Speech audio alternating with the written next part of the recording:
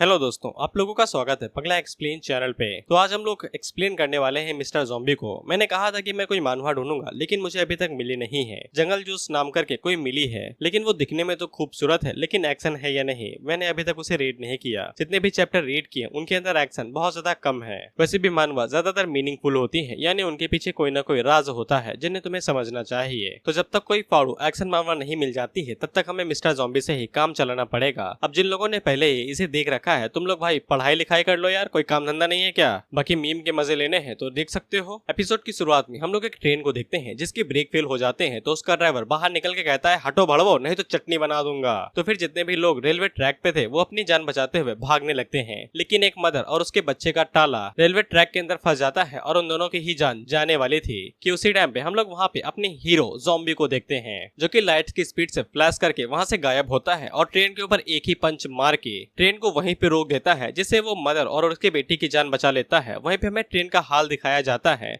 तो वो पिचक जाती है। अब इसके बाद ज़ॉम्बी मदर के सामने हीरो की तरह खड़ा हुआ था और हीरो की तरह उसे उठने के लिए हाथ देता है, लेकिन जब मदर उसका चेहरा देखती है जो कि एक ज़ॉम्बी का था, तो वो आगे से चिल्ला देती है। अब इसके बाद मेन कैरेक्टर ज़ॉम्बी हमें अपनी जिंदगी के बारे में बताता है कि उसका नाम ज़ॉम्बी है। Zom from zombie, B from zombie, यानी कि ज़ॉम्बी। ज़ॉम्बी को गंडा नहीं पता है कि वो कब मरा कब पैदा हुआ, बस उसे इतना पता है कि उसे एक सपना आया था कि उसे इंसानों के साथ दोस्ती करनी है, उनकी तरह बेइज्जत नहीं होना है और उनसे बिल्कुल भी दुश्मनी नहीं रखनी है। और इसी सपने के साथ उसने खुद को डेवलप करना शुरू किया और मेहनत रंग लाई। जितना ज्यादा उसने हार्ड वर्क किया उतना ज्यादा वो सक्सेसफुल होता गया और उसी सपने की वजह से ज़ॉम्बी ने बहुत सारे लोगों की मदद भी की है। अब इसके बाद हम लोग देखते हैं कि एक प्लेन, एक कमर्शियल प्लेन जो कि बहुत बड़ा होता है, वो सीधा प्ले ग्राउंड के अंदर गिरने वाला था जहाँ पे फुटबॉल खेला जाता है। सभी लोग अपनी जान बचाते हुए भागते हुए कहते हैं भागो रे, इससे पहले कि ये प्लेन हमें जापान का नीरोसीमा बना दे। लेकिन उसी टाइम पे वहाँ पे ज़ॉम्बी हीरो की तरह आता है और दोबारा से उस प्लेन को बचा लेता है। जिसके बाद एक बिल्डिंग के अंदर आग लग गई थी, तो ज़ॉम्बी वहाँ पे भी घुस जाता है और सभी बच्चों को हीरो की तरह बचा के ले आता है। वो भी 2-3 नहीं, पूरे के पूरे 5।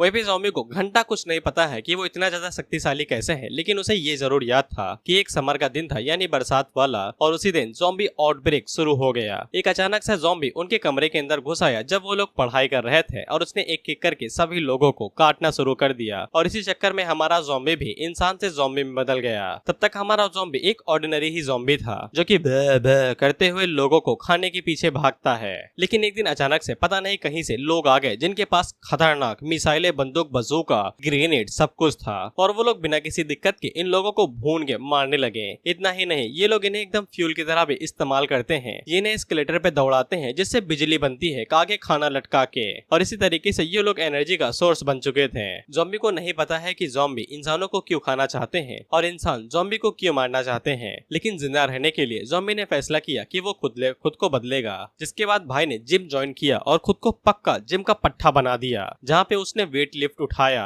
और खुद को ज़ॉम्बी की जिंदगी से आजाद करने के लिए उसने मीट खाना छोड़ दिया। इसके बाद उसने सिर्फ प्रोटीन पाउडर पीला और साथ ही में 3 दिन में एक बार खाना। Perfect gym boy. और ज़ॉम्बी दिनों रात इसी तरीके से ट्रेनिंग करते रहता था और एक दिन वो स्ट्रॉन्ग बन गया और एक दिन उसकी मेहनत रंग लाई और वो इनविंसिबल बन गया, यानी कि भाई अब बाहुबली है। क्योंकि ज़ॉम्बी के पास ताकत और विजडम यानी कि बुद्धि दोनों ही आ चुकी थी, इसीलिए उसने इंसानों की सोसाइटी में रहने का फैसला किया। जिसके बाद वो इंसानों के साथ रहने लगा, उनकी बहुत ज्यादा मदद की। धीरे धीरे करके वो उनकी सिविलाइजेशन के अंदर फिक्स होने लगा और एक अच्छा ज़ॉम्बी बन गया। अब इसी बीच ज़ॉम्बी अपने घर का काम कर रहा था, तो फिर उसे पता चलता है कि उसका खाना खत्म हो चुका है, तो फिर उसे शॉपिंग करने के लिए जाना पड़ेगा। अब इसके बाद ज़ॉम्बी भागते हुए सुपरमार्केट जाता है जहाँ पे वो अपना सामान खरीदता है। तो लड़की उसे सामान देते हुए कहती है कि भड़वे इतने सालों तक मास्क लगा के रखा है, एक दिन तो चेहरा दिखा दे। लेकिन ज़ॉम्बी कहता है कि ये मास्क नहीं है। अब इसके बाद हम लोग देखते हैं कि कुछ लोग ट्रक से सामान लोड करवा रहे थे और क्योंकि ज़ॉम्बी एक इंट्रोवर्ट था तो वो हंसते हुए मदद करने के लिए मान जाता है। इसी बीच हम कुछ लोगों को देखते हैं जो कि ज़ॉम्बी के ऊपर नजर रख रहे थे और इन लोगों का मकसद यही है कि ये स्पाइडरमैन की तरह ज़ॉम्बी का भी मुखौटा हटा के उसका असली रूप देखना चाहते हैं, इसलिए ये ज़ॉम्बी के पीछे हाथ धो के पड़े हैं। अब इसी बीच ज़ॉम्बी एक चीज को देख के उदास हो जाता है जो कि उसके बचपन के दोस्त या फिर उसके एक चेले की बॉन्डी थी, जहाँ पे उसे SS लेवल का बॉस बनाया गया था। वह पे कैमरामैन उसे कहता है कि बॉस क्या ये सच में वही इंसान है जिसने पूरा का पूरा एयरप्लेन उठा दिया था, कहीं आपको कोई गलत इन्फॉर्मेशन तो नहीं मिल गई है। जिसपे दूरबीन वाला बंदा कहता है कैसी बात करते हो कैमरामैन, तुम तो साला अमर हो, हम एक बार उसका चेहरा हटा दे तो फिर हमें पैसा ही पैसा मिलेंगे। लेकिन उसी टाइम पे उन दोनों की ही आंखें बाहर आ जाती हैं, उनकी छोड़ो कैमरा की भी बाहर आ जाती हैं, क्योंकि ज़ॉम्बी पूरे 1 टन की ट्रक को अपने कंधे पे उठाता है, जंप मारता है और उसे आसमान में लेके गायब हो जाता है, क्योंकि भाई के पास ड्राइविंग लाइसेंस नहीं था।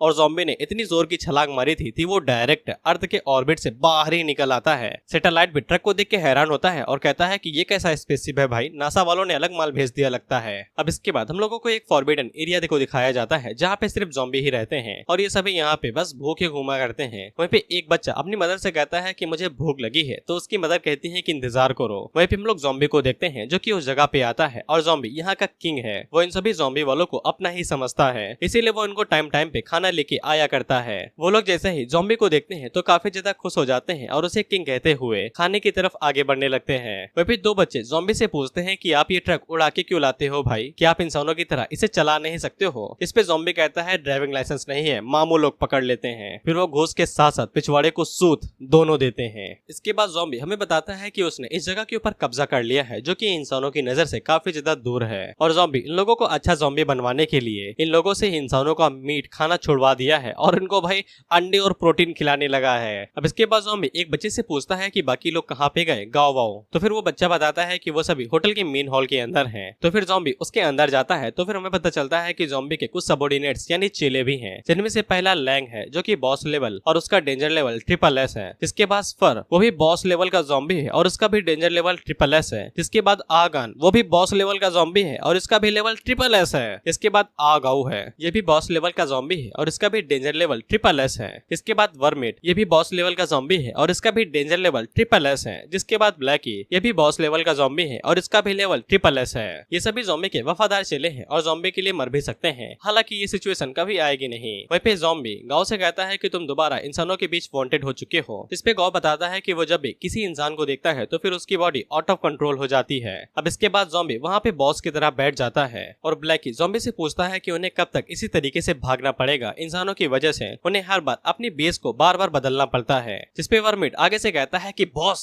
एक बार हमें बाहर जाने दो, जिसके बाद हम उनसे हेड ऑन फाइट करेंगे और दिखा देंगे कि कौन बाहुबली है। साला मेरा चैनसॉ जंग खा रहा है, इसे खून की भूख लगी हुई है। लेकिन ज़ॉम्बी उन्हें बताता है कि इंसान भी कम नहीं है, वो भी बहुत ज्यादा टेरिफाइंग है। और उसी टाइम पे इन्हें चॉपर की आवाज सुनाई देती है तो हम लोग देखते हैं कि वहाँ पे एक चॉपर आया था। साला इसके पास पंख नहीं है, उड़ कैसे रहा है। अब इसके बाद हमें एक बड़े दूध वाली वैफू दिखाई जाती है। चिंता न करो, इसके अंदर रोमांस नहीं है, बस कॉमेडी ही है। अब इसके बाद हम लोग देखते हैं कि ये लड़की रेडार पे चेक करती है तो फिर उसे पता चलता है कि नीचे ज़ॉम्बीज भरे पड़े हैं। वहीं पे इसके टीम वाले उसे बताते हैं कि सारे इक्विपमेंट रेडी हो चुके हैं। जिसके बाद हमें पता चलता है कि इनका इक्विपमेंट एक 1 kilo ton armed nuclear warhead है, यानी परमाणु बम, जो 20 मिनट के अंदर नीचे गिर के दगने वाला है ज़ॉम्बी की सिटी बूम। ये लड़की आगे से कहती है कि इन घिनौने ज़ॉम्बीज को इसका मजा चखने दो। वर्मिट को पता चल जाता है कि ये इंसानों का ही चॉपर है और वो ज़ॉम्बी से पूछता है कि हम लोग जाके उन्हें खत्म कर दे, लेकिन ज़ॉम्बी उसे मना कर देता है क्योंकि वर्मिट जब भी इंसानों के क्लोज जाता है तो वो आउट ऑफ कंट्रोल हो जाता है। इसके बाद वो उन लोगों को ऑर्डर देता है कि जितने भी सिटीजन्स हैं उन सभी को यहाँ से बाहर निकाल दो, मैं खुद जाके उनसे निपटूंगा। सिटीजन्स का मतलब जो भी ज़ॉम्बी यहाँ पे रह रहे हैं। अब इसके बाद वो लड़की ग्राउंड यूनिट को भी नीचे भेजती है और उन लोगों से कहती है कि जितने भी लोग नीचे की तरफ से जा रहे हैं 20 मिनट के अंदर जितने भी सिविलियंस वहाँ पे छुपे हुए हैं उन सभी को बचाओ और वहाँ से तुरंत बाहर निकलो। साथ ही में उन लोगों को ये भी पता चल जाता है कि ग्राउंड के अंदर एक बॉस लेवल का ज़ॉम्बी आ चुका है, तो वो लोग अपने एक सोल्जर को आगे भेजते हैं जो कि एक पावरफुल सोल्जर था, जो कि आगे से कहता है कि उस ज़ॉम्बी को मेरे ऊपर छोड़ दो, मैं उसे काट के रख दूंगा।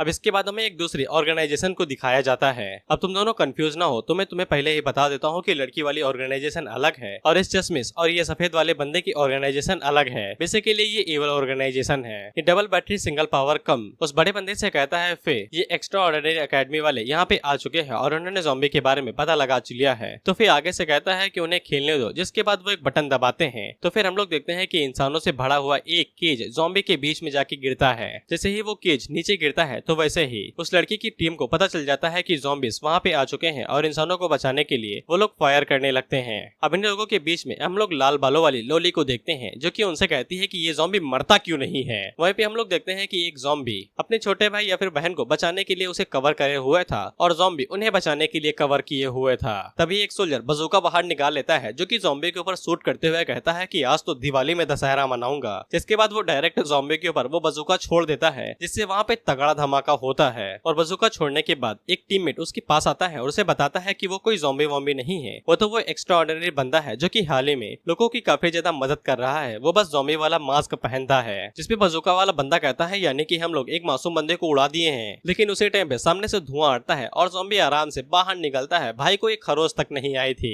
वहीं पे रेडार से उन लोगों को पता चल जाता है कि बॉस लेवल का ज़ॉम्बी जोन बी के अंदर है। इसीलिए ये बंदा एकदम हीरो की तरह नीचे की तरफ डाइव मारता है और ज़ॉम्बी से भिड़ने के लिए जाने लगता है। अब इसके बाद हम लोग फिर सिंगल पावर डबल कम बैटरी को देखते हैं, जो कि बताता है कि एक्स्ट्रा ऑर्डिनरी एकेडमी वालों ने सभी सिविलियंस को बचा लिया है और ज़ॉम्बीज को मार दिया है। जिसपे फिर उसे कहता है कि ये तो चलो होना ही था, चलो थोड़ा सा और तड़का डाल देते हैं। जिसके बाद हम लोग देखते हैं कि कुछ ज़ॉम्बीज जो कि भाग रहे थे, कि दोनों लोग उनमें से कुछ ज़ॉम्बीज को कंट्रोल कर सकते हैं, जैसे कि ज़ॉम्बी नंबर 96 और ज़ॉम्बी नंबर 70। वो दोनों जैसे ही उनमें से ज़ॉम्बीज को कंट्रोल करते हैं तो वो ज़ॉम्बी ट्रांसफॉर्म होकर एक अजीब सा क्रिएचर बन जाते हैं और पहले से और भी ज्यादा शक्तिशाली हो जाते हैं। और ज़ॉम्बी भी अपने ही आदमी को ऐसे ट्रांसफॉर्म होता हुआ देख के हैरान हो जाता है। वहीं पे ऊपर से मार्शल नीचे की तरफ छलांग लगा देता है ज़ॉम्बी से निपटने के लिए। वहीं पे वो लड़की उन लोगों को बताती है कि ए लेवल का ज़ॉम्बी वहाँ पे देखा गया है, सभी लोग वहाँ से खिसक लो। जिसपे स्क्वाड लीडर जैसे ही ये वाली बात सुनता है तो वो तुरंत भागते हुए जाता है, ज़ॉम्बी को पकड़ता है, वहाँ से दोबारा भागता है और ज़ॉम्बी को ट्रक के अंदर डाल के ट्रक के ड्राइवर से कहता है भाई सीधा भगा और उड़ा दे जो भी है सामने। जिसके बाद वो लोग ज़ॉम्बी को अपने ही साथ लेके ज़ॉम्बी जोन से बाहर जाने लगते हैं। वहीं पे लोली ज़ॉम्बी से कहती है कि तुम ही वो इंसान हो जो ज़ॉम्बी मास्क हमेशा लगाए रखता है और हमेशा हमारी मदद करता है। साला तुम्हारा चेहरा क्या है, मुझे देखने का दिल कर रहा है। अब इससे ज़ॉम्बी की सांसें अटकने लगती हैं क्योंकि वो नहीं चाहता है कि सभी लोगों को पता चले कि वो एक ज़ॉम्बी है। अब ज़ॉम्बी तुम लोगों को थोड़ा सा अजीब और बेवकूफ लग सकता है क्योंकि ज़ॉम्बी की कई सारी फॉर्म्स हैं जो उसकी पर्सनैलिटी को मेंटेन करती हैं। ज़ॉम्बी की ये पहली फॉर्म है जो उसे बेवकूफ बनाती तो है लेकिन काफी ज्यादा शक्तिशाली भी। अब इसी बीच हम लोग उस ए लेवल के ज़ॉम्बी को देखते हैं जो कि एक बहुत बड़ी बस उठाता है और बाकी बचे सोल्जर्स के ऊपर फेंक के उन्हें मारने ही वाला था। लेकिन उसी टाइम पे वहाँ पे वो कूल वाला बंदा आ जाता है जो कि उस बस को दो टुकड़ों में काट देता है और सभी सोल्जर आगे से चिल्लाते हुए कहते हैं ये एकेडमी की शॉर्ट मास्टरशिप क्लब के मार्शल आ गए हैं, अब हम लोग जीत जाएंगे। वहीं पे मार्शल उन लोगों से कहता है कि सिविलियंस को लो और यहाँ से निकल जाओ, बाकी सब मेरे ऊपर छोड़ दो। अब इसके बाद हम लोग स्क्वाड लीडर और बाकी लोगों को देखते हैं जो कि सिविलियंस को वहाँ से लेके बाहर जा रहे थे। वहीं पे ज़ॉम्बी को उसके चेले की आवाज सुनाई देती है जो कि लिटिल नाइन था। वहीं पे लोली जब ज़ॉम्बी से कहने के लिए आगे बढ़ती है कि चिंता ना करो तो फिर उसे पता चलता है कि ज़ॉम्बी गायब ही हो चुका है। वहीं पे लिटिल नाइन काफी ज्यादा आक्रोश में आ चुका था और वो बहुत ज्यादा बजर्क होके डायरेक्ट मार्शल के ऊपर अटैक कर देता है। लेकिन मार्शल अपनी शॉट का इस्तेमाल करता है और सट से उसे काटते हुए उसके पार निकल जाता है और मार्शल ने बस 1 सेकंड के दौरान ही लिटिल नाइन के ऊपर इतने सारे कट्स मार दिए थे कि लिटिल नाइन काफी ज्यादा घायल हो जाता है और वहीं पे नीचे गिर जाता है। लिटिल नाइन को मारने के बाद मार्शल वहाँ से जा रहा था ये कहते हुए कि अब तुम आराम कर सकते हो और उसी टाइम पे वहाँ पे ज़ॉम्बी आता है जो कि लिटिल नाइन को इस तरीके से आधे कटे हिस्से में देखता है। वहीं पे उस लड़की की टीम उसे बताती है कि मार्शल ने उस ज़ॉम्बी को मार दिया है, अब सब कुछ शांत हो चुका है। तो वो लोग कहते हैं कि सारा काम खत्म हो चुका है, जल्दी से अपने अपने पार्ट यहाँ पे खत्म करो और सब लोग वापस लौट चलो। वहीं पे ज़ॉम्बी लिटिल नाइन से कहता है कि ये उनकी गलती नहीं है, ये हमारी ही गलती है कि हम लोग खुद को कंट्रोल नहीं कर पाते हैं। वहीं पे मार्शल ज़ॉम्बी के मुंह से हम वाली बात सुन लेता है और उसके ऊपर अटैक करते हुए कहता है कि सभी ज़ॉम्बीज का मरना निश्चित ही है और वो ज़ॉम्बी के ऊपर एक जोरदार स्लैश मार देता है। तो उधर चॉपर के अंदर लोग बताते हैं कि वहाँ पे एक और बॉस लेवल का ज़ॉम्बी देखा गया है। तो दूसरा बंदा कहता है कि क्या ही दिक्कत है, मार्शल उसे भी समझा देंगे। लेकिन वो लड़की बताती है कि मार्शल पहले ही चल बसे हैं। अब इससे वो बड़े दूध वाली लड़की भी हैरान हो जाती है। वहीं पे हम लोग मार्शल को देखते हैं जो कि नंगे हो चुके थे, सिर्फ कच्छी ही उनके पास बची थी और ज़ॉम्बी ने एक झटके के अंदर ही मार्शल को हरा दिया था। ज़ॉम्बी यहाँ पे किसी भी इंसान को नहीं मारता है, ये बात जान लो, सिर्फ हराता है। वो लड़की बताती है कि मार्शल की लाइफ बहुत ज्यादा खतरे में है और वो बहुत ही ज्यादा बुरी तरीके से डैमेज हो गए हैं। जिसपे दूसरा बंदा बताता है कि उन लोगों ने अभी तक सभी सिविलियंस को बाहर भी नहीं निकाला है, जिससे वो बड़े दूध वाली लड़की काफी ज्यादा गुस्से में आ जाती है। जिसके बाद वो तुरंत चॉपर से खुद ही बाहर निकलती है और ज़ॉम्बी के ऊपर अटैक करने के लिए नीचे जाने लगती है। अब उसकी टीम के लोग कहते हैं कि प्रेसिडेंट आप काहे जा रहे हो, आपका अकेले जाना खतरनाक हो सकता है। लेकिन प्रेसिडेंट आगे से कहती है कि मुझे ही ये चीज संभालनी पड़ेगी। जिसके बाद वो डायरेक्ट ज़ॉम्बी के ऊपर जाती है और उसके ऊपर डायरेक्ट अटैक कर देती है। लेकिन शॉट जैसे ही ज़ॉम्बी के टकले से टकराती है तो फिर उसकी शॉट के टुकड़े टुकड़े हो जाते हैं। इससे प्रेसिडेंट भी काफी ज्यादा हैरान होती है और सोचती है कि साला ये बना किस मिट्टी से है, कहीं अंबुजा सीमेंट से तो नहीं बना। उसकी टीम के लोग प्रेसिडेंट से पूछते हैं कि आप ठीक तो हैं। प्रेसिडेंट बताती है कि वो ठीक है। वहीं पे ज़ॉम्बी आगे से माफी भी मांगता है तो प्रेसिडेंट आगे से कहती है कि तुम बात कर सकते हो तो फिर शायद से तुम किसी टाइप के म्यूटेंट या फिर अलग वेरिएंट होगे। जिसके बाद वो अपने पास से इनहैंस ब्लेड बाहर निकालती हैं जो पहले वाले से ज्यादा शक्तिशाली ब्लेड होगी। ज़ॉम्बी उसे अभी भी कहता कहता है कि मेरी माँ मेरी बात तो सुन, हम बात कर सकते हैं। लेकिन प्रेसिडेंट उसके ऊपर अटैक करते हुए कहते हैं कि यमराज से बात कर लेना। जिसके बाद वो दोबारा ज़ॉम्बी के ऊपर अटैक करते हैं, लेकिन ज़ॉम्बी बैक फ्लिप मारते हुए या फिर शैडो स्किल का इस्तेमाल करते हुए प्रेसिडेंट के पीछे आ जाता है। तो प्रेसिडेंट काफी तेजी के साथ फिर से ज़ॉम्बी के पीछे आती है और उसके ऊपर एक रेड ब्लीड क्लीव नाम का स्पेशल अटैक करती है, जिसे ज़ॉम्बी तो नहीं करता है क्योंकि वो नीचे झुक चुका था, लेकिन आसपास की बिल्डिंग के 2 टुकड़े जरूर हो जाते हैं, जिससे प्रेसिडेंट को काफी ज्यादा गुस्सा आता है क्योंकि उसे ऐसा लग रहा है कि ज़ॉम्बी उसके साथ खेल रहा है। अब इसके बाद हम लोग देखते हैं कि वो सभी लोग मार्शल को भी लेके जाते हैं और उसे हवा देते हुए कहते हैं कि मार्शल अपना कपड़ा संभालिए, आपका नन्नू दिख रहा है। वहीं पे टीम के लोग प्रेसिडेंट को बताते हैं कि सभी लोगों को बाहर निकाल दिया गया है, अब वो भी वहाँ से रिट्रीट कर सकती है। लेकिन प्रेसिडेंट तो ज़ॉम्बी के पीछे पड़ चुकी थी और वो उसका खून पीते हुए कहती है कि तुम भाग कर रहे हो, मेरे ऊपर अटैक करो। लेकिन ज़ॉम्बी भैया चिल योयो वाला साइन बनाते हुए आराम से डॉज करते हुए इधर उधर भाग रहे थे। वहीं पे प्रेसिडेंट का गुस्सा 7वें आसमान पे जा चुका था और वो चिल्लाते हुए कहती है कि अटैक तो करो, भाग काहे रहे हो। इस पे ज़ॉम्बी उसे कहता है कि वादा करो कि तुम मेरे ऊपर अटैक नहीं करोगी अगर मैं नहीं भागता हूँ। लेकिन अब प्रेसिडेंट हैरान हो चुकी थी और उनका खून उबल रहा था, जिसके बाद वो एक स्पेशल स्टैंस लेती हैं और आइल्डो लेवल 2 का इस्तेमाल करती हैं। हम देखते हैं कि उनकी टांगों के ऊपर बूस्ट लगे हुए थे, जो कि अपनी नॉर्मल फॉर्म को चेंज करके फुल पावर पे आ जाते हैं और प्रेसिडेंट की स्पीड 200 गुना बढ़ जाती है। जिसके बाद वो एक झटके में ज़ॉम्बी के पास पहुंच के उसके ऊपर एक पावरफुल ब्लेड से अटैक करती हैं और ये वाला अटैक ज़ॉम्बी को हिट पड़ जाता है। जिसके बाद वो नीचे आती हैं और उनके बाद ज़ॉम्बी नीचे आके टप्पा खा के गिरता है और प्रेसिडेंट को ऐसा लगता है कि टारगेट खत्म हो चुका है, तो वो यहाँ से रिट्रीट कर सकती हैं। फिर प्रेसिडेंट अपने लोगों से कहती हैं कि मिशन पूरा हो चुका है, चॉपर को यहाँ पे भेजो मुझे पिकअप करने के लिए। अब इसके बाद हम लोग डबल बैटरी को देखते हैं, जो कि फिर से कहता है कि अब हम लोग क्या करेंगे। उन लोगों ने सभी सिविलियन को बचा लिया है, जिसपे फिर आगे से कहता है कि हमारे पास अभी भी स्पाई है ना, उसका इस्तेमाल करो ना। अब इसके बाद हम लोग देखते हैं कि सभी लोग खुश हो रहे थे कि उन लोगों को बचा लिया गया है और उसी टाइम पे हम लोग प्लेन के अंदर एक पायलट को देखते हैं, जो कि जब दूसरे पायलट की तरफ देखता है तो वो एक बटन को उठाता है, लाल बत्ती दबाता है और कहता है कि मरो सालो। जिसके बाद हम लोग उस न्यूक्लियर पावर प्लांट बॉम्ब को देखते हैं, जो कि प्लेन से छूटता है और ज़ॉम्बी की सिटी की तरफ नीचे गिरने लगता है। जिसके बाद वो लोग उस पायलट को पकड़ लेते हैं और उसे कहते हैं साले तू स्पाई है, तू चले जेल में चल, सबसे पहले हम तेरे गोटे बाहर निकालेंगे और तुझसे बाप होने का अधिकार छीन लेंगे। अब इससे जो लोग सिटी के अंदर खुशी बना रहे थे कि वो लोग बच जाएंगे, अब उनकी आंखें बाहर आने लगती हैं क्योंकि वहाँ पे न्यूक्लियर बॉम्ब गिरने वाला था। वहीं पे जब प्रेसिडेंट को इस बारे में पता चलता है तो वो काफी ज्यादा हैरान हो जाती है कि स्पाई ने उन लोगों के ऊपर न्यूक्लियर वॉरहेड वेपन गिरा दिया है। वहीं पे हम लोग देखते हैं कि वो मिसाइल सिटी की तरफ गिर रही थी और सभी लोगों की धड़कनें काफी ज्यादा तेज हो जाती हैं और साथ ही में वो लोग उस बॉम्ब को भी नहीं रोक सकते थे और न ही उस धमाके से बच के भाग सकते थे। वहीं पे प्रेसिडेंट अपने बूस्ट का इस्तेमाल करने की कोशिश करती हैं, लेकिन उसकी बैटरी खत्म हो चुकी थी क्योंकि उन्होंने सारी बैटरी का इस्तेमाल ज़ॉम्बी को पकड़ने के लिए कर दिया था। जिसके बाद वो केस हटाती हैं और उसकी बैटरी को चेक करती हैं तो ये डबल बैटरी से चलती है ड्यूरासेल, मुझे भी ये सूट चाहिए अभी के अभी। लेकिन अचानक से ज़ॉम्बी दोबारा जिंदा उठता है और प्रेसिडेंट के पास आ जाता है और उसको कॉलर से पकड़ के गोल गोल घुमाता है और उसे ऊपर फेंक देता है, जिससे वो टप्पा खा के दोबारा अपने चॉपर के अंदर आ जाती हैं। और क्योंकि प्रेसिडेंट वापस आ चुकी थी तो वो चॉपर का दरवाजा बंद कर देती हैं। लेकिन प्रेसिडेंट आगे से कहती है कि साला उस म्यूटेंट को तो बुलाओ, वो अभी तक जिंदा कैसे है। वहीं पे जब ज़ॉम्बी देखता है कि न्यूक्लियर बम उसकी सिटी के ऊपर गिरने वाला है तो वो अपना पैर उठाता है, जमीन पे मारता है, जिससे वो पूरी जमीन ही डिस्ट्रॉय हो जाती है। जिसके बाद ज़ॉम्बी एक गहरी सांस लेता है और पूरी ताकत के साथ न्यूक्लियर वेपन की तरफ आगे बढ़ने लगता है।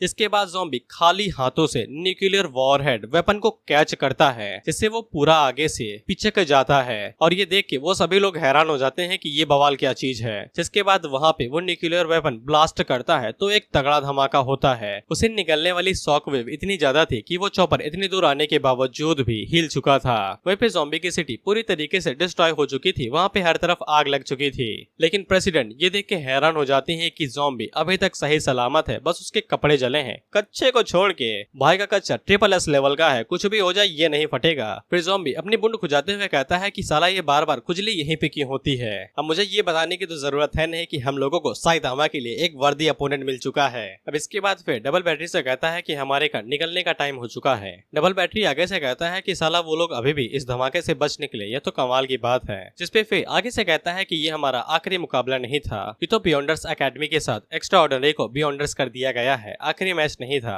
हम लोग बाद बाद में उन्हें देख लेंगे। अब इसके बाद हम लोग प्रेसिडेंट को देखते हैं जो कि काफी ज्यादा उदास थी। वो लोग आपस में बात करते हुए कहते हैं कि उन्हें क्या हुआ, तो दूसरा बंदा कहता है कि वो उदास है, जिसको वो मारना चाहती थी वही आखिर में इन्हें बचा लिया। लेकिन एक लड़की आगे से बताती है कि यहाँ पे गलतफहमी हुई है, वो बंदा कोई ज़ॉम्बी नहीं था, ये तो साला मास्टर हीरो है जो आजकल काफी ज्यादा फेमस है, क्योंकि ये सिटी के अंदर लोगों की मदद करता है और कोई क्रेडिट भी नहीं लेता है। अब इससे प्रेसिडेंट को और भी ज्यादा गुस्सा आता है और वो डिजिटल टैब को तोड़ देती है। अब इसके बाद ज़ॉम्बी बीच गली में कच्चा फटा हुआ लेके घूम रहा था तो लोग उसे देख रहे थे। अब इसके बाद ज़ॉम्बी फुल बूथ के अंदर जाता है और वहाँ से वर्मिट को कॉल लगाता है, तो वर्मिट आगे से चिल्लाते हुए कहता है, मास्टर आपको हमारी चिंता करने की जरूरत नहीं है, सारा काम खत्म हो चुका है और हम लोगों ने रहने के लिए एक नई जगह भी ढूंढ ली है। इस पे ज़ॉम्बी उसे कहता है, ठीक है तुम लोग वहीं पे रहो, मैं तब तक बाकी चीजें देखता हूँ। अब इसके बाद ज़ॉम्बी दोबारा अपने अपार्टमेंट के अंदर जाता है, पासवर्ड डालता है जो कि 7747741। वहीं फिर प्रेसिडेंट के लोग उसे बताते हैं कि उन लोगों ने ज़ॉम्बी के ठिकाने का पता लगा लिया है। जिसके बाद वो कैमरे से ज़ॉम्बी को देखते हैं तो ज़ॉम्बी उनकी तरफ देखता है, जिससे वो दोनों हैरान हो जाते हैं कि ये नंगू पंगू क्या कर रहा है। अब इसके बाद हम लोग ज़ॉम्बी को उसके रूम के अंदर देखते हैं जहाँ पे भाई साहब ट्राइसेप्स के सेट्स मार रहे थे। वहीं पे ज़ॉम्बी अपनी फैमिली फोटो देखते हुए कहता है, उम्मीद करता हूँ कि मेरी फैमिली ने वहाँ पे काफी अच्छे से सेटल कर लिया होगा, मुझे जल्दी से उन्हें मिलने के लिए जाना चाहिए। लेकिन उसी टाइम पे वहाँ पे प्रेसिडेंट आती हैं जो कि दरवाजे के ऊपर लात मार के डायरेक्ट घुस जाती हैं। जिसके बाद वो अपने लोगों से कहती हैं कि किचन का सामान, बाथरूम का सामान, बेडरूम का सामान सब कुछ उठाओ और हमारे बियॉन्डर्स अकेडमी के अंदर शिफ्ट कर दो। यहाँ का कोना कोना छान मारो और कुछ भी नहीं रहना चाहिए, सब कुछ अपने साथ लेके चलो। इसे ज़ॉम्बी की फट जाती है और वो आगे से कहता है कि तुम लोग कौन हो भाई, ये तो दादागिरी है,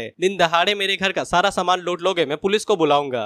लेकिन प्रेसिडेंट उसके सामने एक फॉर्म करती है और उसे बताती है कि हम लोग बियॉन्डर्स अकेडमी की तरफ से हैं, तुम्हारी जानकारी के लिए बता दिया जाता है कि तुम्हें अकेडमी के अंदर एक्सेप्ट कर लिया गया है, इसीलिए अपना सामान उठाओ और हमारे साथ चलते बनो, और अब से तुम हमारी अकेडमी के ही रिश्तेदार हो। इसके बाद प्रेसिडेंट अपने बंदे की तरफ देखते हैं और उसे ज़ॉम्बी की तरफ इशारा करते हुए कहते हैं कि अभी करो। इसके बाद वो लोग आगे बढ़ते हैं और ज़ॉम्बी को पकड़ने लगते हैं। इसके बाद वो लोग ज़ॉम्बी को पकड़ते हैं और उसे भाई मार मार के भूत बना देते हैं। ज़ॉम्बी आगे से कहता है, क्या कर रहे हो, क्या कर रहे हो, मेरी इज्जत लूट रहे हो दिन दिहाड़े, क्या तुम्हें लगता है कि एक ज़ॉम्बी स्कूल भी जा सकता है? तो वो लोग आगे से कहते हैं कि नौटंकी करना बंद करो, हमें पता है कि तुम एक इंसान हो। जिसके बाद वो लोग ज़ॉम्बी को भाई सीधा उठाते हैं और अपने साथ ले जाने लगते हैं। हालांकि ज़ॉम्बी और उन लोगों ने बराबर की लड़ाई की थी, लेकिन ज़ॉम्बी की बॉडी कुछ ज्यादा ही हार्ड थी, इसलिए उसे कोई भी चोट नहीं आई थी। वहीं पे लोली प्रेसिडेंट से कहती है कि आपने ये जो तरीका अपनाया है ये कुछ ज्यादा ही स्ट्रिक्ट नहीं है और ऊपर से एकेडमी उसे एक्सेप्ट भी करेगी। पहले ही वहाँ के जितने भी ड्रोम्स यानी कि कमरे हैं वो सभी फुल हो चुके हैं, हम लोग उसे अपने साथ ऐसे नहीं ले जा सकते हैं। लेकिन प्रेसिडेंट आगे से कहती है कोई बात नहीं है, वो मेरे साथ रह सकता है। अब तुम लोग अपनी हवस भरी उम्मीदें ना जगाओ, रोमांस नहीं होगा इसके अंदर। अब इसके बाद हम लोग देखते हैं कि प्रेसिडेंट के लोग ज़ॉम्बी का जितना भी सामान था उसे प्रेसिडेंट के हेल्थ केयर के अंदर फिक्स करवा देते हैं और सारा काम खत्म होने के बाद वो लोग सलाम करके वहाँ से निकल जाते हैं। इसके बाद हम लोग देखते हैं कि प्रेसिडेंट सोफे के ऊपर बैठे हुए थे और ज़ॉम्बी उनके सामने दुबक के बैठा हुआ था और भाई की हालत अभी इतनी ज्यादा खराब है कि भाई अगर रो भी देना तो भी मुझे कोई दिक्कत नहीं होगी, और प्रेसिडेंट उसे घूरे जा रही थी कुछ तो बोल कह के। अब इसके बाद ज़ॉम्बी प्रेसिडेंट से थोड़ा सा हिम्मत करके पूछता है, क्या मैं अब से यहीं पे रहने वाला हूँ और क्या मैं यहीं पे सोऊंगा? जिस पे प्रेसिडेंट आगे से कहती है, क्यों, क्या बात नॉर्मल नहीं है? कहीं तुम्हारा दिल ये तो नहीं चाह रहा है कि तुम मेरे साथ सोना चाहते हो? इस पे ज़ॉम्बी आगे से कहता है कि नहीं नहीं, मेरा ऐसा कुछ भी मतलब नहीं था, और वो मन के अंदर सोचता है कि एक ज़ॉम्बी इंसान के साथ सोए ये तो काफी ज्यादा अपमानजनक होगा। खैर प्रेसिडेंट ज़ॉम्बी को बताते हैं कि तुम अब से गेस्ट रूम के अंदर सोओगे। इस पे ज़ॉम्बी आगे से कहता है कि अच्छा मैंने कुछ गलत समझ लिया था, और वो प्रेसिडेंट को बताता है कि तुमने भी गलत समझा है, मैं कोई इंसान नहीं हूँ। लेकिन प्रेसिडेंट उसकी बातों को इग्नोर करते हुए अपने पैरों से बूस्ट को हटाती है, तो फिर हमें पता चलता है कि इनके पैर कोई बूस्ट वूस्ट नहीं है और न ही कोई आर्टिफैक्ट है। और वहीं पे ज़ॉम्बी भी हैरान होकर देख रहा था कि ये क्या करने वाली है। इसके बाद प्रेसिडेंट उस पैर को हटाती है तो फिर हमें पता चलता है कि उनके दोनों पैर नहीं है, ये असल में आर्टिफिशियल लेग है। और ज़ॉम्बी हैरान होकर उनसे पूछता है कि तुम्हारी टांगों क्या हुआ? जिसपे प्रेसिडेंट आगे से बताती है कि मैंने ही अपने हाथों से अपनी टांगे हटा दी थी, क्या तुम्हें कोई दिक्कत है? ज़ॉम्बी कहता है कि नहीं, तुम्हारा शरीर है, जो चाहे वो करो। अब इसके बाद प्रेसिडेंट ना चाहते हुए भी ज़ॉम्बी को बताती है कि ज़ॉम्बी आउटब्रेक के टाइम पे जब वो विलेज के अंदर रहा करती थी तो वो काफी ज्यादा छोटी थी और तो उनके पेरेंट्स ज़ॉम्बी के अंदर बदल गए थे, जिन्होंने उसकी टांगों के ऊपर काट लिया था, और वो नहीं चाहते थे कि वो ज़ॉम्बी के अंदर बदले, और सर्वाइव करने की खातिर उन्होंने खुद की ही दोनों टांगे काट ली और अपने ही पेरेंट्स को अपने हाथों मार दिया। और इसी वजह से वो ज़ॉम्बी से हद से ज्यादा नफरत करती है और उनका सामना जब भी इसी ज़ॉम्बी से होता है तो वो उसे तुरंत मार देती हैं। अब इसे ज़ॉम्बी की बोलती के ऊपर एक्स बन जाता है, यानी कि भाई की फट के 4 नहीं 74 हो चुकी है। अब मैं तुम्हें अलग से एक और चीज बता देता हूँ ताकि तुम कॉमेडी को एंजॉय कर सको। तुम्हें लग रहा होगा कि ज़ॉम्बी यूफिसडी क्यों बना हुआ है जबकि वो प्रेसिडेंट से ज्यादा शक्तिशाली है, तो दरअसल पॉइंट पॉइंट यहाँ पे कॉमेडी का है। ये पूरी ही मानवा कॉमेडी के लिए है जो कि एक पैरोडी टाइप में है। और ऊपर से सबसे बड़ी बात उसकी पर्सनैलिटी जो कि उसकी फर्स्ट फॉर्म के साथ जुड़ी हुई है वो डरपोक टाइप सी है। उसे डर लगता है कि इंसानों को अगर पता चल गया कि वो ज़ॉम्बी है तो उसका कैरियर खत्म हो जाएगा, बर्बाद हो जाएगा वो। यहाँ तक कि जब सभी लोगों को पता चल जाता है कि ज़ॉम्बी दुनिया में सबसे पावरफुल है तब भी वो लोग उसकी वही इज्जत नहीं करते हैं, उसकी खिल्ली उड़ाते रहते हैं। लेकिन जैसे ही भाई अपनी फॉर्म चेंज करता है वैसे ही लोग उसे डरना शुरू हो जाते हैं। खैर अब प्रेसिडेंट ज़ॉम्बी से पूछते हैं क्या तुम कुछ कहने वाले थे, जिसपे ज़ॉम्बी आगे से घबराते हुए कहता है कि मैं कुछ नहीं कहने वाला था, मैं तो बस सोच ही रहा था। जिसके बाद वो टॉपिक को चेंज करते हुए प्रेसिडेंट से पूछता है कि बियॉन्डर्स एकेडमी किस बारे में है, जिस पर प्रेसिडेंट आगे से बताती है कि वो एक स्पेशल ऑर्गेनाइजेशन है जिसको ज़ॉम्बी के साथ फाइट करने के लिए ही बनाया गया है और इसकी शुरुआत करीब 1000 साल पहले से ही हो चुकी थी जब पहला ज़ॉम्बी आउटब्रेक हुआ था। यानी कि ये ह्यूमन सिविलाइजेशन पहली सिविलाइजेशन नहीं है। ज़ॉम्बी आउटब्रेक से बचने के लिए उनके एंसेस्टर ने इस एकेडमी का निधान किया था यानी बनाया था। और इस एकेडमी का सिर्फ एक ही मकसद है कि इंसानों को ज़ॉम्बी से लड़ने के खिलाफ ताकतवर बनाया जाए जिससे वो लोग ज़ॉम्बी आउटब्रेक के खिलाफ काफी अच्छे से लड़ाई लड़ सकें। इससे ज़ॉम्बी को याद आता है कि ये एकेडमी को 2 सेंचुरीज पहले बनाया गया था। उसकी मेमोरी हल्की से ही धुंधली है लेकिन उसे याद आता है कि ये तब की बात है जब वो पहली बार ज़ॉम्बी बना हुआ था, यानी कि भाई 1000 साल से जिंदा है। और ज़ॉम्बी खुद से ही पूछता है कि इस बात को 1000 साल हो गए हैं, मुझे तो लगता था कि ये कल की ही बात है। अब इसके बाद प्रेसिडेंट ज़ॉम्बी से कहती है कि कल तुम्हारा एकेडमी का टेस्ट है इसलिए जाओ और जाके तैयारी करो। ज़ॉम्बी मन के अंदर सोचता है क्या मैं नहीं जा सकता, लेकिन प्रेसिडेंट उसे बता देती है कि भागने के बारे में सोचना भी नहीं एकेडमी वाले तुम्हारे पीछे हाथ धो के पड़ जाएंगे और तुम्हारा पिछवाड़ा सूद देंगे। इसके बाद प्रेसिडेंट ज़ॉम्बी को अपना नाम बताती है जो कि वॉयलेट होता है और वो उसे कहती है कि डॉन तुमसे मिलने के लिए आएगी और वो तुम्हें एकेडमी लेके जाएगी, तुम उससे पहले ही मिल चुके हो। ज़ॉम्बी सोचता है कि मैं उसे पहले ही मिल चुका हूँ लेकिन मैंने तो ये नाम सुना ही नहीं है। दरअसल डॉन वही लोली है जिसके लाल बाल हैं। अब इसके बाद हम लोग बियॉन्डर्स एकेडमी को देखते हैं जहाँ पे उसकी मुलाकात डॉन से होती है। डॉन उसे कहती है लिटिल मास्क ब्रदर कैसा हाल चाल है। ज़ॉम्बी तो उसे पहचानने से ही मना कर देता है और पूछता है तुम कौन हो भाई। इस पे डॉन उसके ऊपर चिल्लाते हुए कहती है कि हम लोग कल ही मिले थे उस आर्मर ट्रक के अंदर, भूल गए क्या। इस पे ज़ॉम्बी आगे से कहता है कि अच्छा याद आया, लेकिन तुम तो छोटी हुआ करती थी, अचानक से लंबी कैसे हो गई। जिससे डॉन का भाई मुंह बन जाता है क्योंकि वो उसे बॉनी कह रहा है। हालांकि वो अपने गुस्से को पी जाती है ये कहते हुए कि ये हमारा फ्यूचर स्कूल मेट है, लड़ाई दंगा नहीं कर सकते हैं। और वो खुद से बस यही कहती है कि ये एक बेवकूफ है, ये एक बेवकूफ है। इसके बाद डॉन उसे कहती है कि चलो एंट्रेंस एग्जाम शुरू होने वाला है, हमें वो देना है। ज़ॉम्बी डॉन से पूछता है क्या हमें सच में एग्जाम देने की जरूरत है। डॉन उसे कहती है कि ऐसी कौन सी एकेडमी है जहाँ पे एग्जाम ना हो, अगर ऐसी कोई एकेडमी है तो वो एकेडमी नहीं जन्नत समझी जाएगी। इसके बाद वो ज़ॉम्बी को बताती है कि यहाँ पे बोथ एग्जाम होंगे, फिजिकल एबिलिटी और ज़ॉम्बी को मारने वाले स्किल दोनों से लेके। दुनिया के एग्जाम्पल के लिए मैं तुम्हें बता देती हूँ कि दुनिया का रिकॉर्ड 100 मीटर की स्प्रिंट 9.58 सेकंड के अंदर पूरी होनी चाहिए। अगर तुम्हें यहाँ का टेस्ट पास करना है तो फिर तुम्हें 100 मीटर की स्प्रिंट के अंदर 9.57 सेकंड के अंदर पास करना पड़ेगा, तभी तुम्हें एडमिशन मिलेगा। जिस पे ज़ॉम्बी कहता है ओह तभी इसे बियॉन्डर्स एकेडमी कहते हैं, समझ के परे ही सब कुछ करना पड़ेगा। अब इसके बाद हम लोग देखते हैं कि एग्जाम देने के लिए वहाँ पे कई सारे लोग आए हुए थे। ये सस्ता कैप्टन अमेरिका यहाँ पे क्या कर रहा है। और क्योंकि वहाँ पे भीड़ बहुत ज्यादा हो रखी थी इसीलिए डॉन को कुछ भी दिखाई नहीं दे रहा था बौना होने की वजह से, तो वो सीधा ज़ॉम्बी के ऊपर ही चढ़ जाती है और आसपास का इलाका चेक करने लगती है। तभी डॉन की लड़ाई एक टकले से हो जाती है तो डॉन उसके ऊपर चिल्लाते हुए कहती है कि अपने काम से काम रख, नहीं तो तेरे टकले को मसाल बना दूंगी। वहीं पे ज़ॉम्बी डॉन से पूछता है कि अगर किसी ने पूरे प्लेन को उठा दिया हो तो फिर क्या उसे टेस्ट देने की जरूरत है। इस पे डॉन आगे से कहती है कि जैसे तुम्हारी मर्जी, वैसे भी यहाँ पे कई सारे लोग हैं जिन लोगों ने पहले ही पूरे प्लेन को उठा दिया है, लेकिन किसी को भी इस बारे में कुछ भी जानकारी नहीं है क्योंकि इस एकेडमी के अंदर पुरानी गवर्नमेंट चलती है और आजकल के लोग न्यूज व्यूज नहीं देखते हैं, इतना जान लो तुम। अब इसके बाद हम लोग देखते हैं कि वहाँ पे एग्जाम लेने वाला बंदा आता है जो कि प्रेसिडेंट चेन था और वो उन लोगों से कहता है कि एकेडमी को बने हुए 800 सालों से ज्यादा हो चुका है और इस पूरे टाइम के दौरान उन लोगों ने कई सारे ऐसे टैलेंट्स को देखा है जो कि बहुत ज्यादा शक्तिशाली और कमाल के होते हैं और वो सभी लोग उनके एंसेस्टर की तरह ही ज़ॉम्बी किंग्स और ज़ॉम्बीज के साथ लड़ाई करते हैं ताकि खुद को सही सलामत रख सके और जिंदा रहने की कोशिश चलती रहेगी। हमारे एंसेस्टर इतने ज्यादा शक्तिशाली हुआ करते थे कि वो पहाड़ को 20 से 2 टुकड़ों में कर दिया करते थे, लेकिन तुम लोगों को पहाड़ को काटने की जरूरत नहीं है, मैं बस चाहता हूँ कि तुम। लेकिन उसी बीच में कुछ लोग भाई आगे से चिल्लाने कहते हैं कि टीचर टीचर हमारी बात सुनिए, साले लूफी तू इधर क्या कर रहा है। मिन्ना वर्पिस ढूंढने आया हूँ भाई और क्या करूंगा। दरअसल प्रेसिडेंट को बीच में उंगली करने वाला ज़ॉम्बी ही था जो कि आगे से एक सवाल पूछना चाहता था और वो आगे से यही पूछता है कि अगर ज़ॉम्बी यहाँ पे ढूंढ लिया जाए तो उसके साथ क्या होगा। जिसपे चेन आगे से बताते हैं कि क्या करेंगे, उसको भाई टुकड़े कर देंगे, उसके अलग अलग अंग बाहर निकाल लेंगे और उसकी लाश को एकेडमी के गेट के सामने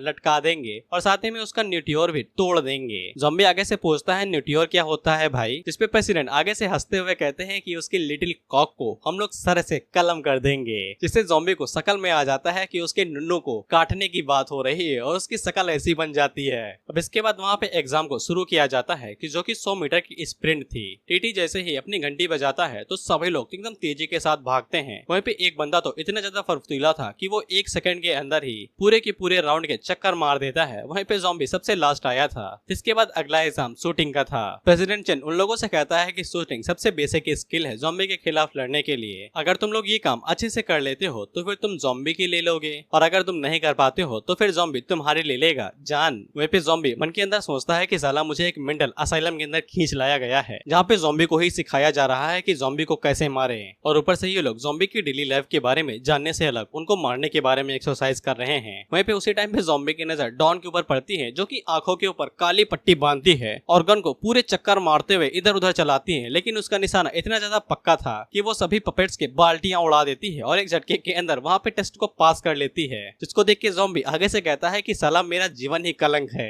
उसी टाइम पे ज़ॉम्बी की नजर एक बंदे के ऊपर पड़ती है, जो कि उस कठपुतली के अंदर डंडा घुसा देता है और उससे कहता है ये ले ज़ॉम्बी। ये देख के ज़ॉम्बी की रूह कांप जाती है और वो मन के अंदर यही सोचता है कि इन दरिंदों के बीच में कैसे फंस गया मैं। इसके बाद अगला एग्जाम लोहे की बॉल को 200 मीटर दूर फेंकना था, जिसमें कुछ लोग फेल होते हैं और कुछ लोग पास हो जाते हैं। वहीं पे ज़ॉम्बी की ट्रेनिंग अलग ही चल रही थी और उसे बस ऐसा ही लग रहा था कि उसे पागल लोगों के साथ फंसा दिया गया है, और ज़ॉम्बी नहीं चाहता था कि किसी का भी ध्यान उसके ऊपर जाए, तो वो जानबूझ के अपनी पावर को काफी अच्छे से कंट्रोल कर रहा था। वहीं पे चेन के पास ज़ॉम्बी की अलग ही इन्फॉर्मेशन आई हुई थी, जो कि वॉयलेट ने भेजी थी, और वॉयलेट ने बताया था कि ये बंदा बहुत ज्यादा शक्तिशाली है, इसका अच्छे से ध्यान रखना। इससे चेन को समझ में आ जाता है कि ज़ॉम्बी यहाँ पे कमजोर होने का दिखावा कर रहा है। जिसके बाद अगला सीन जेवलिन थ्रो का था। जो बंदा अभी तक सबसे अच्छा परफॉर्म कर रहा था वो डंडे को काफी तेजी के साथ आगे फेंकता है, जो कि डायरेक्ट ज़ॉम्बी की पपेट की बुंड को चीरते हुए पार निकल जाता है। अब इससे ज़ॉम्बी की दोबारा सांसें अटक जाती हैं। यही नहीं, वो थ्रो ज़ॉम्बी की 2-3 बॉन्डी और लेता है, जो कि डायरेक्ट बुंड के अंदर घुसती है और वो डायरेक्ट बोर्ड के ऊपर घुस जाते हैं। यहाँ तक कि जो लोग वहाँ से गुजर रहे थे वो भी उन पपेट्स की इतनी बुरी हालत देख के हैरान हो जाते हैं।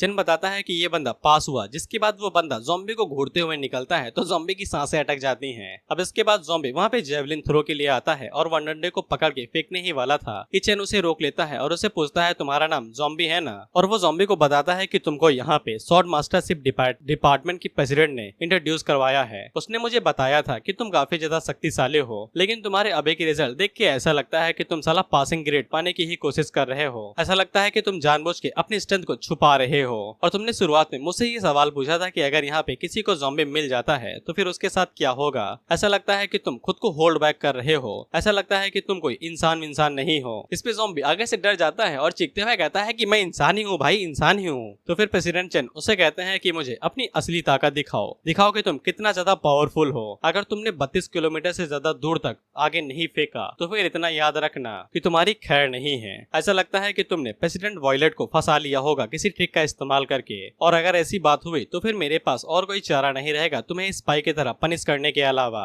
अब इसे ज़ॉम्बी की फटने लगती है क्योंकि वो नहीं चाहता है कि किसी को भी पता चले कि वो एक ज़ॉम्बी है और उसे पनिशमेंट मिले। कौन अपना पीपी कटवाना चाहता है भाई? पीपी मतलब प्राइवेट पार्ट, यानी कि नुन्नू। इसके बाद ज़ॉम्बी सवालों की मझधार के अंदर फंस जाता है कि उसे पास्ट के बारे में कुछ भी याद नहीं है। जब वो पहली बार ज़ॉम्बी बना था तो लोग उसका पीछा कर रहे थे हर जगह पे। वो उन लोगों का फ्यूल टैंक नहीं बनना चाहता है, ना ही उनकी खातिर कोई कभी ना एनर्जी खत्म होने वाली जनरेटर। इसीलिए ज़ॉम्बी फैसला करता है कि वो जितना दूर हो सकता है उतना दूर फेंकेगा। वहीं पे सभी लोग उसे कहते हैं कि इंतजार क्या कर रहे हो, जल्दी से फेंको। वहीं पे वो बंदा जो कि अभी तक काफी अच्छा प्रदर्शन दे रहा था वो भी ज़ॉम्बी की थ्रो के बारे में ही सोच रहा था। अब इसके बाद ज़ॉम्बी अपना स्टैंस लेता है और अपने थ्रो के लिए रेडी हो जाता है। वहीं पे ज़ॉम्बी गहरी सांस लेता है और अपने सभी चीजों के बारे में सोचता है कि अभी तक उसने कितना ज्यादा वर्कआउट किया है, कितनी ज्यादा मेहनत की है। इसके बाद उसकी पावर अनलॉक होती है और वो अपना पैर जमीन पे मारता है तो उसकी फोर्स से वो पूरी जमीन ही हिलने लगती है। इसके बाद ज़ॉम्बी पूरी ताकत से वो डंडा हवा में फेंकता है और उसकी फोर्स से वहाँ पे शॉकवेव जनरेट होती है।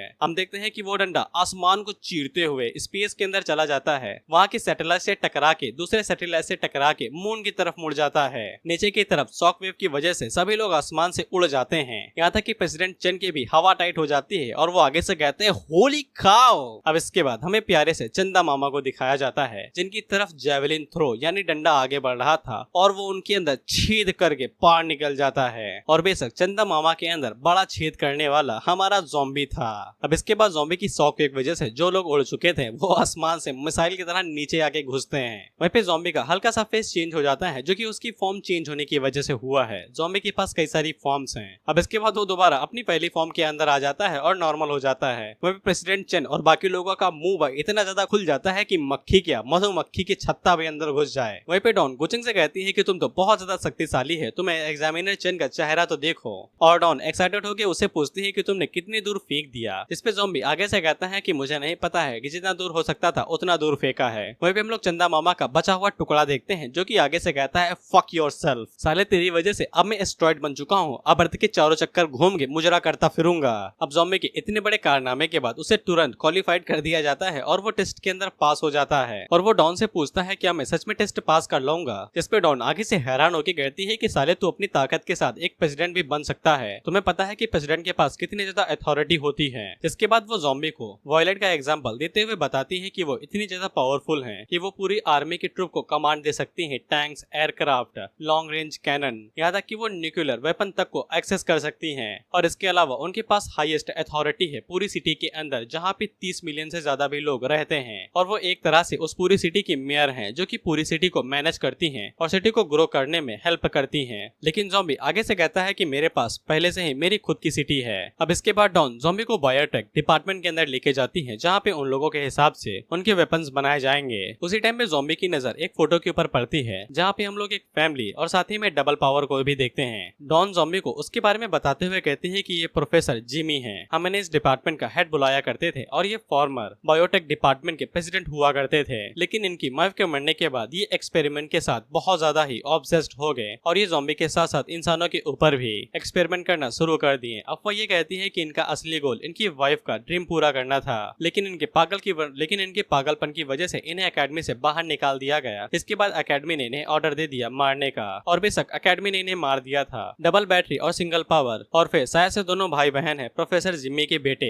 अब इसके बाद हम लोग अभी की उनकी डिपार्टमेंट प्रेसिडेंट को देखते हैं जो कि कहती है कि तुम लोग यहाँ पे क्या लेने के लिए आए हो, शायद से तुम लोगों ने टेस्ट को पास कर लिया है। वहीं पे ज़ॉम्बी डॉन से पूछता है कि ये कौन है, जिस पे डॉन उसे बताती है कि ये प्रोफेसर जिम्मी की एडॉप्टेड डॉटर है जो कि अभी के लिए बायोटेक डिपार्टमेंट की प्रेसिडेंट है। अब इसके बाद बायोटेक डिपार्टमेंट की प्रेसिडेंट उन लोगों से पूछती है कि तुम्हें किस टाइप का वेपन चाहिए, जिस पे डुआन आगे से एक्साइटेड होकर बताती है कि उसे कुछ ऐसा चाहिए जो उसकी मदद करे किसी भी टाइप के वेपन को आसानी के साथ ले जाने में। बेसिकली डोरेमोन की पॉकेट मांग रही है और वो आगे प्रेसिडेंट को बताती है कि मुझे कुछ ऐसा सिस्टम चाहिए जिससे मैं अपनी गन को कहीं भी छुपा सकूं और जब चाहे तब उसे बाहर निकाल के अपने एनिमी को सूद सकूं। जिसपे प्रेसिडेंट आगे से कहती है कि मुझे लगता है कि तुम गनर डिपार्टमेंट को ज्वाइन करने वाली हो। जिसपे डॉन आगे से बताती है कि उसने पहले ही ज्वाइन कर लिया है क्योंकि उसे सूटा सूटी बहुत ज्यादा पसंद है। इसके बाद प्रेसिडेंट ज़ॉम्बी से पूछती है कि तुम्हारे बारे में क्या, जिसपे ज़ॉम्बी अपनी तरफ इशारा करते हुए कहता है क्या तुम मेरे बारे में पूछ रही हो। वे प्रेसिडेंट जैसे ही ज़ॉम्बी को देखती है तो वो आगे से चीख के चिल्लाने लगती है कि ये तो ज़ॉम्बी है ज़ॉम्बी। लेकिन डॉन आगे से बताती है कि सिस्टर किन ये कोई ज़ॉम्बी नहीं है, इसने बस ज़ॉम्बी वाला मास्क पहन रखा है किसी वजह से। लेकिन सिस्टर किन आगे से उसके ऊपर चिल्लाते हुए कहती है तुम्हें मैं बेवकूफ दिखाई देती हूँ या फिर तुम्हारी आंखें पिछवाड़े से निकल के बाहर आई हैं, वो एक सच में ज़ॉम्बी है, देखो उसकी तरफ। अब इससे ज़ॉम्बी कौपने लगता है लेकिन डॉन आगे से कहती है कि वो झूठ बोल नहीं रही है, उसने जेवलिन थ्रो के दौरान ज़ॉम्बी का चेहरा देखा था और वो सच में काफी ज्यादा कूल है। अब सिस्टर किन भी इस बात को मान लेती है क्योंकि अगर ज़ॉम्बी सच में ज़ॉम्बी होता तो वो सिस्टर किन के ऊपर पहले ही अटैक कर देता, खड़ा न रहता। ज़ॉम्बी को सच में बहुत ज्यादा हल्के में लिया जा रहा है। अब इसके बाद सिस्टर किन उसे पूछती है कि तुम्हें किस टाइप का इक्विपमेंट चाहिए। अब ज़ॉम्बी आगे से वही चीज मांगता है जो उसके लिए सबसे ज्यादा जरूरी है और वो आगे से बताता है कि साला जब भी मैं कुछ करने के बाद वापस घर जाता हूँ तो मैं आखिर में नंगा हो ही जाता हूँ, इसीलिए मुझे किसी इस टाइप के कपड़े की जरूरत है जो आसानी के साथ फटे नहीं या फिर वो फटे ही ना। अब इससे सिस्टर किन हैरान हो जाती है कि इसे इस टाइप के वेपन चाहिए, कपड़े जो कभी फटे ही ना। अब इसके बाद सिस्टर किन उन दोनों से कहती है कि डुआन को ऐसा वेपन चाहिए जो वो अपनी बॉडी के अंदर छुपा ले और तुम्हें ऐसे कपड़े चाहिए जो तुम्हें कभी नंगा ना होने दे, ठीक है तुम्हें मिल जाएगा। अब इसके बाद हम लोग सॉफ्टमैनशिप क्लब को देखते हैं जहाँ पे हम लोग मार्शल को देखते हैं और वो उनकी प्रेसिडेंट के सामने चुपचाप बैठे हुए थे। वे मार्शल आगे से बताते हैं कि वो बहुत ज्यादा शक्तिशाली है, जैसे ही उन्होंने ज़ॉम्बी के ऊपर अटैक किया वैसे ही उनका विजन काला हो गया और जब उन्हें होश आया तो वो पहले ही टॉवल के ऊपर लटके हुए थे। जिसपे वो लड़की आगे से पूछती है क्या प्रेसिडेंट उसके खिलाफ जीत गई, जिसपे मार्शल आगे से बताता है कि मुझे ऐसा लगता है कि वो प्रेसिडेंट से भी ज्यादा शक्तिशाली है। जिसपे वो लड़की किताब को नीचे रखती है, मार्शल के पास जाती है और उससे कहती है कि मुझे बताओ कि उसका नाम क्या है। बेशक ये लड़की काफी ज्यादा खूबसूरत थी तो मार्शल के गाल लाल हो जाते हैं और वो आगे से सब कुछ उगल देते हैं। तो फिर वो लड़की आगे से कहती है कि इसे जाने दो, इसने अपना काम खत्म कर दिया है। अब इसके बाद हमें पता चलता है कि इस लड़की का नाम लैनकी है और ये सॉर्ट डिपार्टमेंट की प्रेसिडेंट है। मुझे नहीं पता कैसे, लेकिन सॉर्ट डिपार्टमेंट की है। अब इसके बाद हमें पता चलता है कि जो वॉयलेट है वो ब्लेड डिपार्टमेंट की प्रेसिडेंट है और लैनकी सॉर्ट डिपार्टमेंट की प्रेसिडेंट है। और बेशक दोनों की चीजें एक ही हैं, काटने के काम में आती हैं, तो बेशक दोनों के बीच में तगड़ा महायुद्ध है कि कौन किससे बेहतर है। वहीं पे मार्शल अपने मन के अंदर सोचता है, मिस्टर ज़ॉम्बी आपको ऑल द बेस्ट कि आप लैनकिन से मिलने के बाद सही सलामत रहें। अब इसके बाद हम लोग क्लास को देखते हैं जहाँ पे टीचर उन लोगों को सिखा रहा था कि ज़ॉम्बी की हैबिट्स क्या क्या होती हैं और वो उन लोगों को काफी कुछ बताता है कि ज़ॉम्बीज को इंसानों का मांस खाना काफी ज्यादा पसंद है, लेकिन आजकल पता चला है कि उन्हें अंडे भी खाना काफी ज्यादा पसंद हो रखा है। साथ ही में वो प्रोटीन शेक भी पीते हैं, पता नहीं क्यों। वहीं पे ज़ॉम्बी इन सभी चीजों को धकाधक लिखे ले रहा था एकदम खतरनाक तरीके से। वहीं पे हम लोग डॉन के पीछे ककासी को भी देखते हैं और वो भी यहाँ पे पढ़ाई करने के लिए आया था। वहीं पे डॉन ज़ॉम्बी से पूछती है कि तुम ये धकाधक लिखे क्यों ले रहे हो, जिसपे ज़ॉम्बी आगे से बताता है कि ये जरूरी है, मुझे ये सभी चीजें अपनी फैमिली के साथ शेयर करनी पड़ेंगी, जिसे डॉन हैरान होती है कि फैमिली। अब इसके बाद उन लोगों को बताया जाता है कि सभी लोगों को जिम के अंदर बुलाया जा रहा है और ये इमीडिएटली मीटिंग होने वाली थी। अब अगला सीन जिम का होता है और सभी स्टूडेंट वहाँ पे इकट्ठा हो चुके थे। वहीं पे डॉन और ज़ॉम्बी आइसक्रीम को लपेटे जा रहे थे। उसी टाइम पे वॉयलेट उन दोनों के पास आती है और उनसे कहती है कि तुम दोनों को मैंने ही रिकमेंड किया है, तो फालतू के काम मत करना और मेरे लिए कोई परेशानी खड़ी मत करना। वहीं पे डॉन ज़ॉम्बी से पूछती है कि तुम अपने मास्क के जरिए भी डायरेक्ट आइसक्रीम खा सकते हो, मुझे भी चाहिए एक मास्क। अब इसे ज़ॉम्बी की फट जाती है और वो आगे से कोई बहाना बनाने लगता है। वहीं पे हम लोग लैनकी को देखते हैं और उसका चेला उसे बताता है कि यही वो बंदा है जिसके बारे में मार्शल ने हमें बताया था। आपको किस एंगल से वो स्ट्रॉन्ग लग रहा है, मुझे तो बेचारा डरपोक लग रहा है, क्या मैं जाऊं उसे टेस्ट करने के लिए। इस पे लैनकी आगे से कहती है कि जाओ और जाओ, मुझे क्या फर्क पड़ता है। लेकिन उसी टाइम पे जिम का दरवाजा खुलता है और वहाँ से एक बंदा बाहर निकलता है जो कि चीफ होता है और सभी लोग उसके लिए सर झुकाते हैं।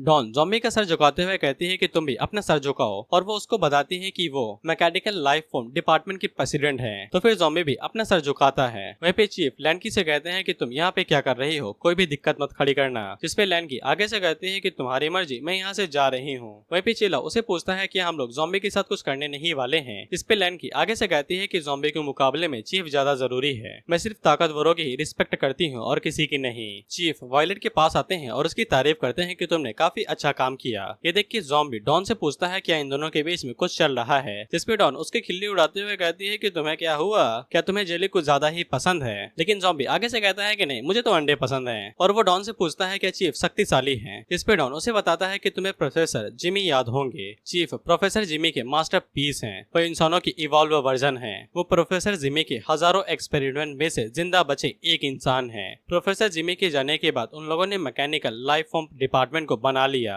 और जिस सिटी को वो कंट्रोल करते हैं उसके अंदर कम से कम 50 मिलियन से ज्यादा लोग रहते हैं। और 10 साल की उनकी प्रेसिडेंसी के दौरान एक भी ज़ॉम्बी उनकी सिटी के अंदर नहीं आया है, क्योंकि उनका सिस्टम काफी ज्यादा शक्तिशाली है और सिटी के अंदर उन्हें ज़ॉम्बी का एक बाल भी मिलता है तो उन्हें सब कुछ पता चल जाता है। अब इससे ज़ॉम्बी कांपने लगता है क्योंकि वो तो पूरा इंसान यहाँ पे आया हुआ है। अब इसके पास चीफ वहाँ पे उन लोगों से कहता है कि वो लोग यहाँ पे सिर्फ मजाक के लिए नहीं आए हैं, बल्कि उन लोगों की उनकी जरूरत है। जिसके बाद वो अपने रोबोट से कहते हैं कि प्रोजेक्शन को शुरू करो। जिसके बाद वो रोबोट वहाँ पे प्रोजेक्शन को शुरू करता है तो चीफ उन्हें बताते हैं कि ये वही स्पाई है जिसको हम लोगों ने कुछ टाइम पहले पकड़ा था, जिसने भाई बॉम्ब गिरा दिया था ज़ॉम्बी की सिटी के ऊपर। जिसपे ज़ॉम्बी आगे से चिल्लाते हुए कहता है कि यही वो बड़वा है जिसने मेरे ऊपर बॉम्ब गिरा दिया था। चीफ आगे से बताते हैं कि ये कोई ऐसा बंदा है जिसको हमें तुरंत ही मार देना चाहिए था, लेकिन हमने इसे अभी जिंदा रखा है इन्फॉर्मेशन के लिए, क्योंकि ये प्रोफेसर जिमी के क्रिएटर का सबऑर्डिनेट हो सकता है। अब ज़ॉम्बी को जाके पता चलता है कि ज़ॉम्बी ही इनकी मेन टारगेट नहीं होते हैं और भी कई सारे लोग होते हैं जो इनके लिए टारगेट हैं। चीफ उन लोगों को बताता है कि उन लोगों ने अलग अलग तरीकों का इस्तेमाल किया उसे बातें उगलवाने के लिए, लेकिन वो कोई भी टेक्निक उसके ऊपर काम नहीं आए। यहाँ तक कि उनके सीनियर भी उसे बातें उगलवाने के मामले में फेल हो गए। अब हमें एक एक करके बताया जाता है कि इन लोगों ने कैसे कैसे तरीके पे इस्तेमाल किए। इन लोगों ने सबसे पहले इसे टाइगर से कटवाया, लेकिन घंटा कुछ नहीं हुआ। सुइयां घुसा दी, घंटा कुछ नहीं हुआ। यहाँ तक कि इसके गोटे भी निकाल दिए। भाई मैंने तो मजाक में कहा था, इन लोगों ने सीरियस कर लिया और उसके गोटे निकाल लिए।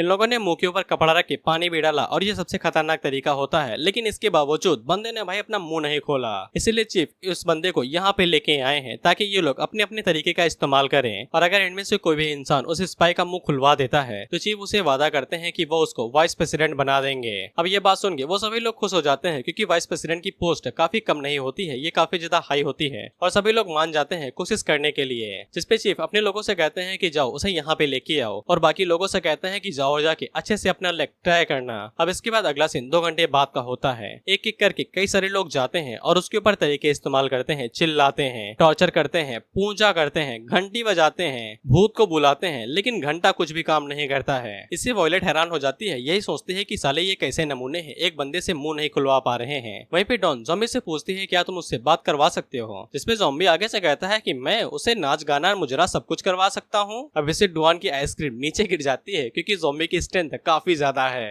भाई मैंने ये दो डिटेल मिस कर दी थी, लेकिन बता देता हूँ। पहला है जियान नुरसुनियो, ये देखो। इसके बाद भाई नाजी सिंबल हिटलर वाला जो ये हाथ खड़ा कर रहे हैं। डुआन इसे खुश हो जाती है, जिसके बाद वो अपना हाथ खड़ा करके चीफ को बताती है कि उसके दोस्त ने कहा है कि वो भी ट्राई करना चाहता है। इसके लिए चीफ मान जाते हैं और डुआन को समझ में नहीं आता है कि ज़ॉम्बी तो लो प्रोफाइल लेना चाहता था, लेकिन वो अचानक से ये क्यों करने के लिए मान गया। अब इसके बाद हमें पता चलता है कि ज़ॉम्बी के सबऑर्डिनेट हमेशा उसकी कहना मानते हैं, लेकिन किसी अनजान रीजन की वजह से कुछ हफ्तों से वो बार बार अपना कंट्रोल खो दे रहे हैं और इंसानों के ऊपर अटैक कर रहे हैं, शायद से ये बंदा उसकी कुछ मदद कर सके। अब इसके बाद ज़ॉम्बी अंदर जाता है तो वो स्पाई उसे कहता है कि एक और आ गया, और वो अपना चेहरा दूसरी तरफ करके कहता है कि मैं तुमसे कुछ भी नहीं कहने वाला हूँ। लेकिन जब वो ज़ॉम्बी का चेहरा देखता है तो उसे कहता है कि एकेडमी के अंदर इंसानों की कमी हो गई है, जो वो तुम्हारे जैसे राक्षस को यहाँ पे भेज रहे हैं, और वो उसे कहता है गिव अप कर दे, मैं अपने दोस्त फे को कभी भी धोखा नहीं देने वाला। लेकिन ज़ॉम्बी अपना हाथ आगे बढ़ाता है और उसके हाथ के ऊपर एक कट मारता है, जिसको देख के वो बंदा आगे से हंसने लगता है और उसे कहता है कि ये छोटा सा कट थोड़ी सी और जर लगा मेरी जान, इसे कुछ नहीं होगा मुझे। साला इससे ज्यादा दर्द तो मुझे मच्छर काटने पे होता है, ये तो मेरा कुछ भी नहीं उखाड़ पाएगा। लेकिन उसी टाइम पे ज़ॉम्बी उससे कहता है स्टैंड अप, और वो बंदा चुपचाप खड़ा भी हो जाता है। इससे सभी लोग हैरान हो जाते हैं कि अचानक से क्या हुआ, ये अचानक से कहना क्यों मानने लगा। अब इसके बाद हमें उस बंदे का जख्म दिखाया जाता है जहाँ पे ज़ॉम्बी ने अटैक किया था। हमें अंदर का सीन दिखाया जाता है कि ज़ॉम्बी के जो वायरस थे वो उसकी बॉडी और सेल के ऊपर इस तरीके से कंट्रोल करते हैं कि उसके दिमाग को भी कंट्रोल करने लगते हैं। यानी कि ज़ॉम्बी के पास बॉडी मैनिपुलेशन से लेके माइंड कंट्रोल हर एक एबिलिटी है। वहीं पे ज़ॉम्बी के सेल इतने ज्यादा शक्तिशाली हैं कि तुम सोच भी नहीं सकते हो, ये तुम्हें अगले एपिसोड में दिखाई देंगे। अब इसके बाद ज़ॉम्बी उससे पूछता है कि तुम्हारा नाम क्या है, तो वो बंदा आगे से अपना नाम बताता है। अब इससे डुआन वॉयलेट से पूछती है क्या ये सच में दूसरे लोगों की माइंड को भी कंट्रोल कर सकता है। अब इसके बाद ज़ॉम्बी वहाँ पे सवाल जवाब चालू करता है और उसे कहता है कि मैंने सुना है कि तुम प्रोफेसर जिमी के सबऑर्डिनेट थे, इसलिए तुम्हें काफी सारी जानकारी होगी। वो बंदा आगे से बताता है कि उसे काफी हद तक सारी चीजों के बारे में पता है। इस पे ज़ॉम्बी बिना अपना टाइम वेस्ट करे उसे डायरेक्ट पूछता है कि आजकल के ज़ॉम्बी अचानक से पागलपन क्यों होते दिखाई दे रहे हैं। इस पे वो बंदा आगे से बताता है क्योंकि हम लोगों ने वहाँ पे कई सारी मेडिसिन को गिरा दिया है जिसको ब्रदर फे ने बनाया है। वो मेडिसिन जैसे ही ज़ॉम्बी खाते हैं तो कुछ तो पागल हो जाते हैं, लेकिन उनमें से कई सारे को हम लोग कंट्रोल कर सकते हैं, और हम लोग उन बजर्ग हुए ज़ॉम्बीज का इस्तेमाल करते हैं इंसानों के ऊपर अटैक करवाने के लिए। और इस बैटल के दौरान हम लोग बियॉन्डर्स एकेडमी का जितना भी डेटा होता है वो सभी कलेक्ट कर लेते हैं। ज़ॉम्बी उसे पूछता है कि तुम लोग ये सब कुछ क्यों कर रहे हो, जिसपे वो बंदा आगे से बताता है कि मुझे नहीं पता है, ब्रदर फे ने कहा था कि वो कुछ बड़ा करने की प्लानिंग कर रहे हैं, मेरा बस इतना ही काम था कि मुझे डेटा इकट्ठा करना था बियॉन्डर्स एकेडमी के मेंबर्स का, जब ज़ॉम्बीज उनके ऊपर अटैक करते हैं और वो लोग लड़ाई करते हैं। ज़ॉम्बी उसे पूछता है कि प्रोफेसर जिमी कहाँ पे हैं, जिसपे वो बंदा बताता है कि वो अभी एक सीक्रेट बेस के अंदर है जो कि एच सिटी के अंदर है, और वो बेशक 500 मीटर की गहराई के अंदर रह रहे हैं। अब इसके बाद ज़ॉम्बी उसे कहता है पीछे मुड़ जाओ, और जाते हुए कहता है कि तुम लोग सच में बहुत ज्यादा घिनौने हो, मैंने तुम्हारे ब्रेन के अंदर एक वायरस प्लांट कर दिया है, तुम उसे चालू कर सकते हो सुसाइड कमिट करके, अब तुम उसका इस्तेमाल खुद से ही करोगे। इतना कहने के बाद ज़ॉम्बी वहाँ से बाहर चला जाता है। अब इसके बाद हम उन लोगों के सीक्रेट बेस को देखते हैं जहाँ पे डबल बैटरी सिंगल पावर फिर से पूछता है कि अब वो लोग क्या करने वाले हैं। उनके स्पाई ने सब कुछ कन्फेस कर लिया है और उन लोगों को अब तक उनकी पोजीशन और बेस के बारे में भी पता चल चुका होगा, लेकिन फिर आगे से कहता है कोई दिक्कत नहीं है, उन्हें आने दो, जो वो करना चाहते हैं उन्हें करने दो, मैं तो यही चाहता हूँ कि वो यहाँ पे आके मुझे ढूंढे। इस पे डबल बैटरी सिंगल पावर कहता है कि आप खतरे में पड़ सकते हैं, उनसे निपटना आसान नहीं होने वाला है, लेकिन फिर आगे से कहता है कोई बात नहीं है, एक्सपेरिमेंट पूरा होने ही वाला है और ये बिल्कुल परफेक्ट रहेगा कि वो लोग यहाँ पे आ जाएं, क्योंकि मैं चाहता हूँ कि वो लोग देखें हिस्टोरिकल मोमेंट को, the birth of completely new life form, एक नई जिंदगी की जन्म को। अब इसके बाद ज़ॉम्बी जैसे ही कमरे से बाहर निकलता है तो सभी लोग ज़ॉम्बी को लेके बात करने लगते हैं, और वो लोग ज़ॉम्बी की पावर्स को देख के बहुत ज्यादा हैरान हो गए थे, यहाँ तक कि वॉयलेट और लैन की भी हैरान हो जाती हैं। लेकिन चीफ उन लोगों से कहता है कि शांत हो जाओ, मैंने कभी सोचा भी नहीं था कि यूथ हमें इतनी आसानी के साथ पीछे छोड़ दी थी, और मैंने कभी सोचा भी नहीं था कि फ्रेशर्स के बीच में हमें कोई ऐसा टैलेंट मिल जाएगा। इसके बाद वो ज़ॉम्बी को अपने साथ लेते हैं और उसे कहते हैं कि मैंने वादा किया था कि मैं तुम्हें वाइस प्रेसिडेंट बना दूंगा, तो मैं इस वादे को पूरा करूंगा, मेरे साथ चलो, हम रजिस्टर्स को पूरा कर लेते हैं। वह फिर ज़ॉम्बी आगे से कहता है कि प्रोफेसर जिमी के बारे में क्या, तो चीफ आगे से कहते हैं कोई बात नहीं है, वो भाग के नहीं जाने वाला है। अब इसके बाद चीफ ज़ॉम्बी को अपने साथ लेके कहीं पे चले जाते हैं। लैनकी का चेला उसे कहता है कि हम लोग उनके पीछे नहीं जाने वाले हैं, क्योंकि साला वाइस प्रेसिडेंट बनने के लिए यहाँ पे कब से रजिस्ट्रेशन होने लगा। इस पे लैनकी आगे से कहता है कि हमें हमें यहाँ पे चलना चाहिए, शायद से हमें कुछ जरूरी चीज मिल जाए। अब इसके बाद हम लोग अबैंडन एरिया को देखते हैं जहाँ पे कोई भी आता जाता नहीं। ज़ॉम्बी उस एरिया को देख के कहता है कि आप मुझे कहाँ पे ले आए हैं? अगर आपको रजिस्ट्रेशन करवाना था तो फिर ऑफिस के अंदर ले जाते या फिर कहीं जिमी के पीछे ही चलते। लेकिन चीफ उसे कहते हैं कि ज़ॉम्बी तुमने इंसानी भाषा कब सीखी? ज़ॉम्बी कहता है कि आप मुझसे बात कर रहे हैं। तभी चीफ अपने हाथ को लेजर कैनन के अंदर बदलते हैं और डायरेक्ट ज़ॉम्बी के ऊपर हमला करके उसकी गर्दन उड़ा देते हैं। वहीं पे लैंकी उनका पीछे करते हुए आ रही थी तो फिर लैंकिन का चेला उसे संभाल लेता है और उसे लेजर बीम से बचा लेता है। लैंकी अपने चेले से कहती है कि वो ठीक है और उसे बताती है कि चीफ की टाचियन कैनन किसी भी मैटर यानी किसी भी चीज को गायब कर सकती है, वो इतनी ज्यादा शक्तिशाली है। वहीं पे चीफ ज़ॉम्बी से कहती है कि तुम बाकी लोगों को बेवकूफ बना सकते हो लेकिन मुझे नहीं। लेकिन मुझे ये समझ में नहीं आ रहा है कि उन बेवकूफों को ऐसा क्या लगा जो तुम लोगों को इस तरीके से एकेडमी के अंदर आने दिया। खैर अब इससे कोई फर्क नहीं पड़ता है, ज़ॉम्बी का सर ही उसकी सबसे बड़ी कमजोरी होती है और मैंने उसका सर उड़ा दिया है तो फिर यहाँ पे अब कोई भी लॉस नहीं होगा। और चीफ वहाँ से जाते हुए कहते हैं कि तुम्हें इस जगह पे आना ही नहीं चाहिए था। लेकिन उसी टाइम पे ज़ॉम्बी की बॉडी अपने आप ही मूव करती है और वो डायरेक्ट चीफ के ऊपर अटैक करके उसे दीवार में घुसा देती है। उसी टाइम पे चीफ के नैनोबॉट्स वहाँ पे आ जाते हैं जो कि चीफ की मदद करते हुए ज़ॉम्बी के ऊपर अपनी आंख से लेजर बीम फायर करते हैं जिससे वहाँ पे तगड़ा धमाका होता है। लेकिन ज़ॉम्बी उसे डॉज करते हुए जितने भी नैनोबॉट्स थे उन सभी को पकड़ता है और उन्हें डिस्ट्रॉय कर देता है। वहीं पे चीफ भी अपनी जान बचा के साइड में हटते हैं और उन्हें समझ में नहीं आता है कि ये चीज क्या है जो बिना सर के भी इस तरीके से मूव कर पा रही है जैसे कि वो भी जिंदा हो। भाई ओरिजिनल कॉकरोच हो रखा है। वहीं पे लैंकी और उसका चेला भी ज़ॉम्बी को इस तरीके से बिना सर के मूव करता हुआ देख के बहुत ज्यादा हैरान हो जाते हैं। इसके बाद ज़ॉम्बी दोबारा चीफ के ऊपर अटैक करने के लिए तेजी से आगे बढ़ता है लेकिन चीफ इस बार उसके अटैक को डॉज कर लेते हैं और उसके ऊपर दोबारा लेजर कैनन से फायर करते हैं। लेकिन ज़ॉम्बी नीचे झुक के उसे डॉज कर लेता है और चीफ के मन के अंदर बस यही सवाल घूम रहा था कि बिना देखे बिना सर के ये इतनी तेज कैसे मूव कर पा रहा है। वहीं पे ज़ॉम्बी नीचे से हुक मारता है लेकिन चीफ उसे डॉज करके पीछे हट जाते हैं। वहीं पे चला लैंकी से कहता है कि चीफ मुसीबत में लग रहे हैं लेकिन लैंकी बताती है कि चीफ तो अभी सीरियस भी नहीं हुए हैं, उसके जैसे आदमी सिर्फ बड़ी मछली के सामने ही शो ऑफ करते हैं। अब यहाँ पे और भी ज्यादा चीजें खतरनाक होने वाली हैं, हमें यहाँ से खिसक लेना चाहिए। अब इसके बाद हम लोग ज़ॉम्बी को देखते हैं जो कि अपने सर को बड़ी आसानी के साथ रीजनरेट कर लेता है। इसको देख के लैंकी का चेला हैरान हो जाता है कि इतनी जल्दी से इसका सर कैसे उगाया। वहीं पे ज़ॉम्बी चीफ से कहता है कि चलो हम लोग बात करते हैं, क्योंकि ज़ॉम्बी चीफ को हर्ट नहीं करना चाहता है। चीफ उसकी तरफ देखते हैं और उसे कहते हैं कि ऐसा लगता है कि तुम मेरे दिमाग को भी कंट्रोल करना चाहते हो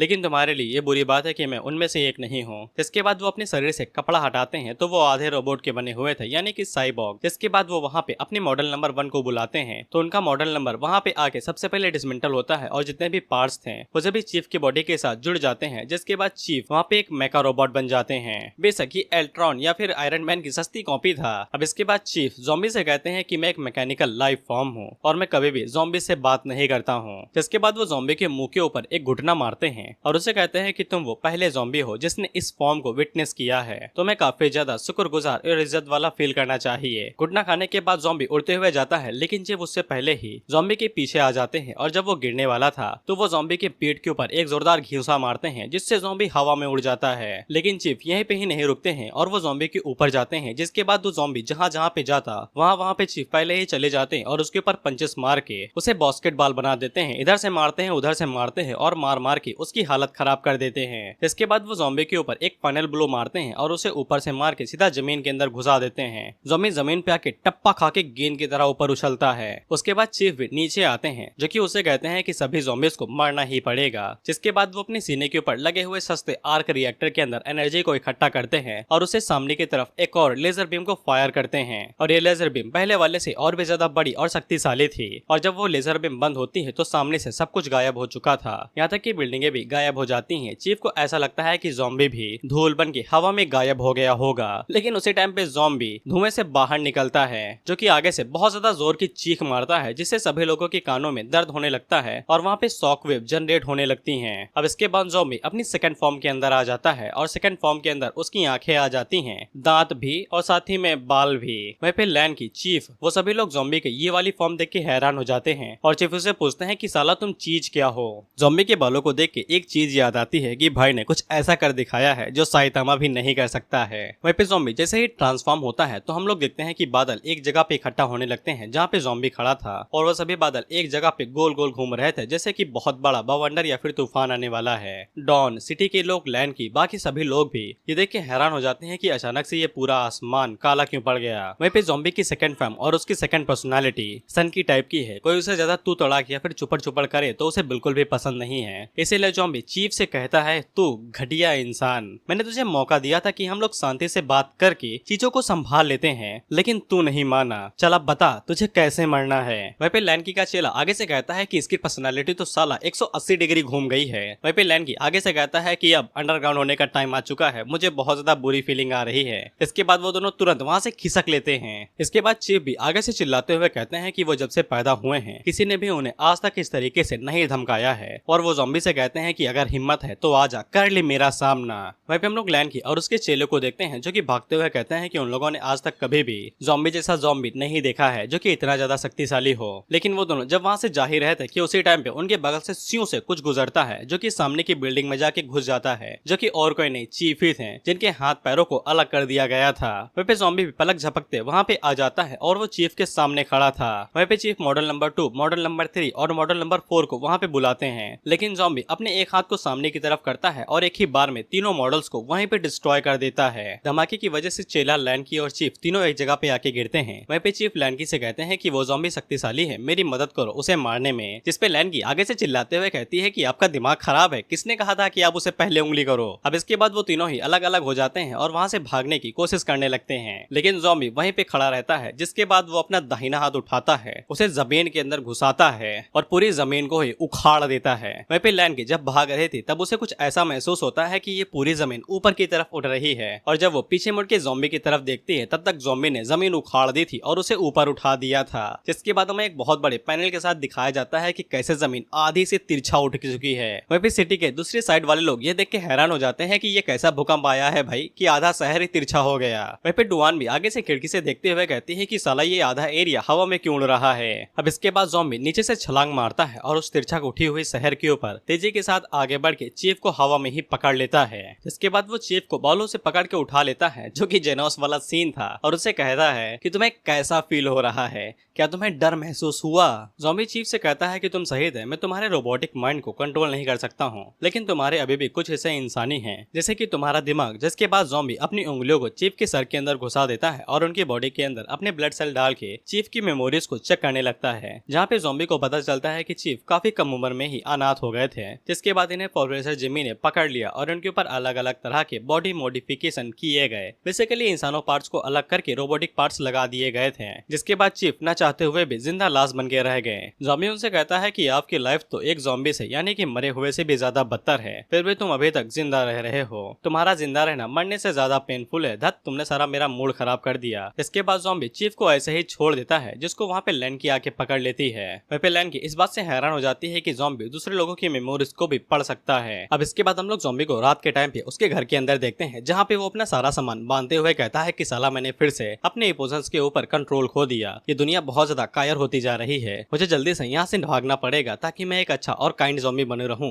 इसके बाद वो जल्दी से अपना बोरिया बिस्तर बांधता है और दरवाजे को बंद करके वहाँ से गुड बाय ह्यूमंस कह के भागने लगता है। लेकिन उसी वक्त वहाँ पे वॉयलेट आ जाती है, जो कि उसे पूछती है कि कहाँ पे जा रहे हो। तो ज़ॉम्बी अपने मन के अंदर सोचता है कि मैं बिल्कुल भी विटनेस पीछे नहीं छोड़ सकता हूँ। जिसके बाद वो अटैक करने को आगे बढ़ता ही है कि उसी टाइम पे वॉयलेट उसके सामने एक पेपर करती है, जो कि उसके वाइस प्रेसिडेंट बनने का प्रेसिडेंट पेपर था, और वो उसे बताती है कि तुम अब से ऑफिशियली बियॉन्डर्स एकेडमी के वाइस प्रेसिडेंट बन चुके हो। ये देख के ज़ॉम्बी हैरान होता है और वॉयलेट से पूछता है कि यह सच में चीफ के सिग्नेचर हैं, उन्होंने कुछ आगे से कहा नहीं। जिसपे वॉयलेट आगे से बताती है कि उन्होंने बस इतना ही कहा कि तुम काफी ज्यादा अच्छे इंसान हो। जिसके बाद वॉयलेट अंदर जाते हुए कहती है कि अब से तुम प्रेसिडेंट बन चुके हो, तुम जो चाहे वो कर सकते हो बिना किसी दिक्कत के। अब इसके बाद हम लोग चीफ को देखते हैं, जहाँ पे लैनकी उसे पूछती है कि आपको पता है कि वो एक ज़ॉम्बी है, तो भी आप उसे यहाँ पे क्यों रख रहे हैं। जिसपे चीफ आगे से कहते हैं कि इससे कोई फर्क नहीं पड़ता है कि वो ज़ॉम्बी है या इंसान है, मुझे उसकी ताकत चाहिए ताकि मैं प्रोफेसर जिमी को पकड़ सकूं। लैनकी आगे से पूछती है कि अगर वो दोबारा बुजुर्ग हो गया तब हम लोग क्या करेंगे। जिसपे चीफ आगे से कहते हैं कि कोई फर्क नहीं पड़ता है, हमने पहले ही सारी अरेंजमेंट्स कर लिए हैं। जिसपे लैनकी कहती है कि हाँ। जिसके बाद वो लोग फैसला करते हैं कि अब वो लोग प्रोफेसर जिमी के सारे वजूद ही मिटा देंगे।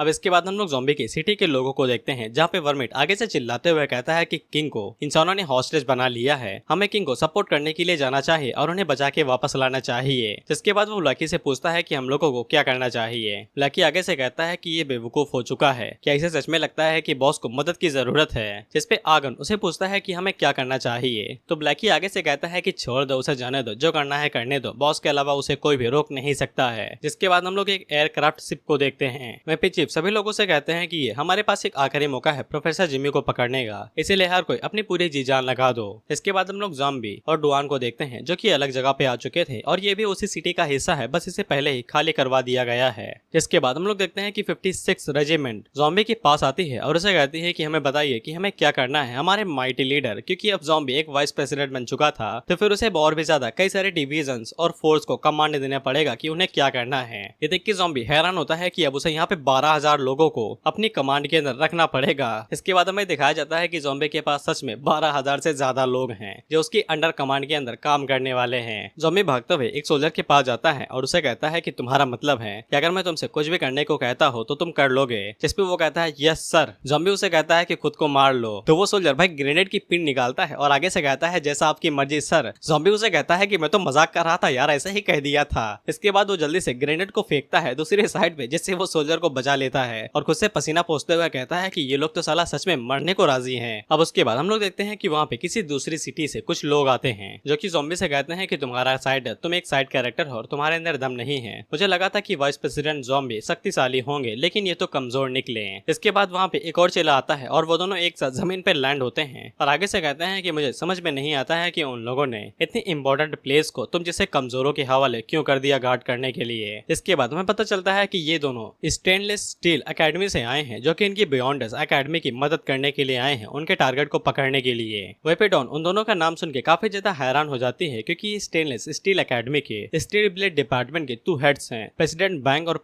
वाइस प्रेसिडेंट चोई। अब इसके बाद हम लोग फिर से उन्हीं स्टेनलेस स्टील एकेडमी के एक और बंदे को देखते हैं जो इस बात से काफी ज्यादा नाराज था कि जब मामला इन लोगों का है तो फिर हमें यहाँ पे क्यों घसीटा जा रहा है। और वो वायलेट और लियानकी से कहता है लेकिन मुझे ये समझ में नहीं आ रहा है कि तुम लोगों ने एक नए बच्चे यानी कि वाइस प्रेसिडेंट ज़ॉम्बी को एक इतनी ज्यादा इंपॉर्टेंट प्लेन्स पे रखवाली करने के लिए क्यों रखा है। इस पे लियानकी आगे से कहती है चीफ गैम आपको जितना कहा गया है उतना करिए, हमारे पछेड़े में टांग घुसाने की जरूरत नहीं है। आप बाहर वाले हैं तो फिर आपके पास कोई भी सवाल नहीं है कि आप हमारे चीफ के पीछे उंगली करें। जिसपे गैंग आगे से कहता है ठीक है भाई, मिशन जरूरी है लेकिन हम लोग यहाँ पे अटैक करने के लिए रिस्पॉन्सिबल हैं, लेकिन वो नया बच्चा ज़ॉम्बी वहाँ पे टारगेट को ब्लॉक करने के लिए क्यों बैठा हुआ है। इस सिटी के पास काफी ज्यादा बड़ी बड़ी रोडें हैं तो फिर तुम लोगों ने एक नए बच्चे को वहाँ पे क्यों भेज दिया उस पूरी लोकेशन को गार्ड करने के लिए। जिसपे चीफ उसे कहते हैं क्योंकि वो तुम्हें इतना मार सकता है कि तुम पैंट में सूसू कर दो। जिसपे एक दूसरा बंदा जिसने अपने मत्थे पे पट्टी बांध रखी थी वो चीफ से कहता है कि भाई बकवास मत करिए, क्या आपको लगता है कि मुझे बताने की जरूरत है कि मैं आपसे कितना ज्यादा शक्तिशाली हूँ। अब इसके बाद हम लोग डबल बैटरी, सिंगल पावर और फेक को देखते हैं। डबल बैटरी आगे से बताता है कि उन लोगों ने पूरी सिटी को चारों तरफ से घेर लिया है तो फिर उसे कहता है कि जल्दी से सभी ज़ॉम्बीज को रिलीज कर दो। तो फिर डबल बैटरी आगे से जितने भी ज़ॉम्बीज उन लोगों ने अभी तक पकड़ रखे थे उन सभी को रिलीज कर देते हैं। उसी टाइम पे डबल बैटरी की नजर वर्मिट के ऊपर पड़ती है और आगे से कहता है कि ऐसा लगता है कि कुछ अजीब ज़ॉम्बीज बीच में मिक्स हो गए हैं, ये अपनी मर्जी से आया है, मिक्स नहीं हुआ है। अब इसके बाद हम लोग देखते हैं कि जो भी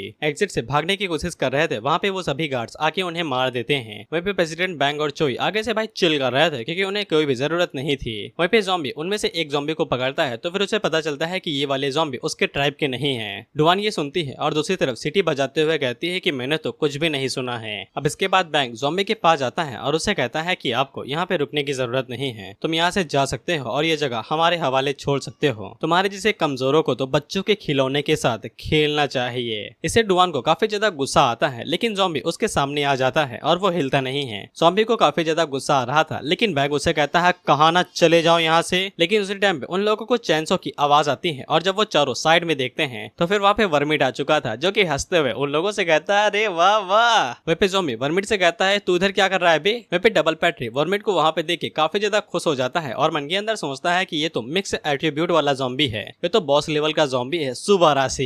इसके बाद वो वर्मिट को कंट्रोल करते हुए कहता है कि अब तो मजा आ जाएगा। जिसके बाद हमें 2 घंटे पहले का सीन दिखाई देता है। अब इसके बाद हम लोग वर्मिट को देखते हैं और उसका चेला उसके पास आता है और उसको कुछ गैसोलीन नाम का चीज देता है और वो चेला वहाँ से जाते हुए कहता है कि मैं तुम्हारे लिए इतना ही कर देता हूँ। इसके बाद वो भागते हुए वहाँ से चला जाता है और कहता है कि अब से मैं कभी भी किंग के यानी ज़ॉम्बी के ऑर्डर्स के खिलाफ नहीं जाऊंगा। वर्मिट आगे से चिल्लाते हुए कहता है किधर भाग रहे हो, किंग को इस बारे में नहीं पता चलेगा, मुंह मत खोलना अपना। अब इसके बाद वर्मिट आगे से कहता है कि मुझे उनकी जरूरत भी नहीं है, मैं इंसानों को खुद से ही मार सकता हूँ। लेकिन गलती से वर्मिट उसी मेडिसिन को सूंघ लेता है जो वह डबल बैटरी सिंगल पावर फैलाते हैं ज़ॉम्बीज को कंट्रोल करने के लिए। वर्मिट उसे सूंघ के कहता है कि इसकी खुशबू तो मिठाई की तरह है लेकिन साला स्वाद क्यों कड़वा है। अब इसके बाद डबल बैटरी सिंगल पावर वर्मिट को कंट्रोल करने लगता है। वहीं पे ज़ॉम्बी को समझ में नहीं आ रहा था कि लिटिल वर्मिट यहाँ पे क्या लेने के लिए आया है। जिसके बाद हम लोग देखते हैं कि वर्मिट सबसे पहले गैसोलीन का डिब्बा लोहा काटता है, जिसके बाद वो डायरेक्ट गैसोलीन को पीने लगता है, पता नहीं क्यों। डुआन आगे से कहती है कि ये इंजन है क्या या फिर जनरेटर जो साला गैसोलीन पी रहा है। गैसोलीन यानी कि डीजल या फिर मिट्टी का तेल। मिट्टी का तेल पीने के बाद वर्मिट चैनसो की चेन खींचता है तो फिर चैनसो चलने लगता है।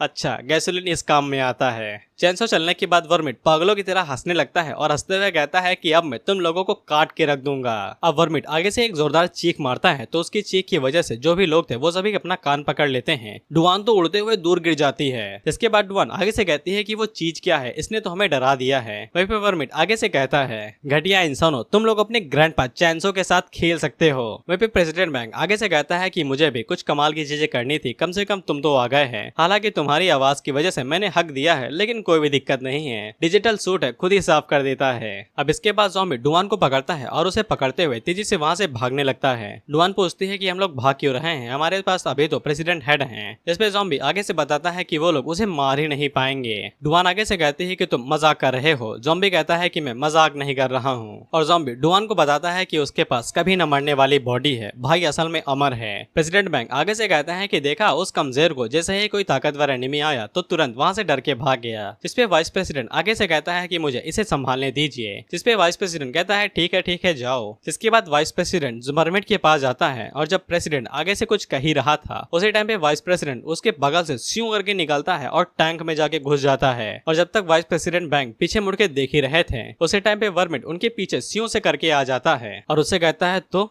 कैसे मरना चाहते हो भाई। अब इसके बाद हम लोग देखते हैं कि ज़ॉम्बी और उसका सोल्जर वो दोनों ही भाई छत पे आ जाते हैं। वहीं पे नीचे की तरफ वर्मिट प्रेसिडेंट बैंक को भाई कुत्ते की तरह पीटता है और मार मार के उनकी हालत खराब कर देता है। वहीं पे डबल बैटरी सिंगल पावर आगे से हंसते हुए कहता है वाह वाह, ये तो कमाल का है, मजा आ गया भाई, पैसा वसूल है। वहीं पे हम लोग वर्मिट को देखते हैं जो कि प्रेसिडेंट बैंक को पकड़ता है और उठा के खंबे के ऊपर दे मारता है। वहीं पे प्रेसिडेंट बैंक उसके ऊपर अटैक करते हुए कहते हैं कि मैं कोई कमजोर थोड़े हूँ, लेकिन वर्मिट उसके मुंह के ऊपर एक जोरदार थप्पड़ मारता है जिससे प्रेसिडेंट बैंक गोल गोल घूमते हुए जमीन में घुसते हैं और वर्मिट दोबारा उनके ऊपर किक मारता है जिससे वो गोल गोल घूमते हुए प्रेसिडेंट वाइस प्रेसिडेंट के ऊपर जाके टकरा जाते हैं। जिसके बाद वर्मिट उन दोनों के ऊपर पैर रख लेता है और उससे कहता है तो कैसा लगा। जिसके बाद वो अपना चैनसो उठाता है और आगे से प्रेसिडेंट बैंक के ऊपर अटैक कर देता है, लेकिन प्रेसिडेंट बैंक अपने हाथ की मदद से उसे रोक लेते हैं और वैसे भी उनका सूट स्टेनलेस स्टील की वजह से बना है तो उन्हें थोड़ा सा टाइम मिल जाता है।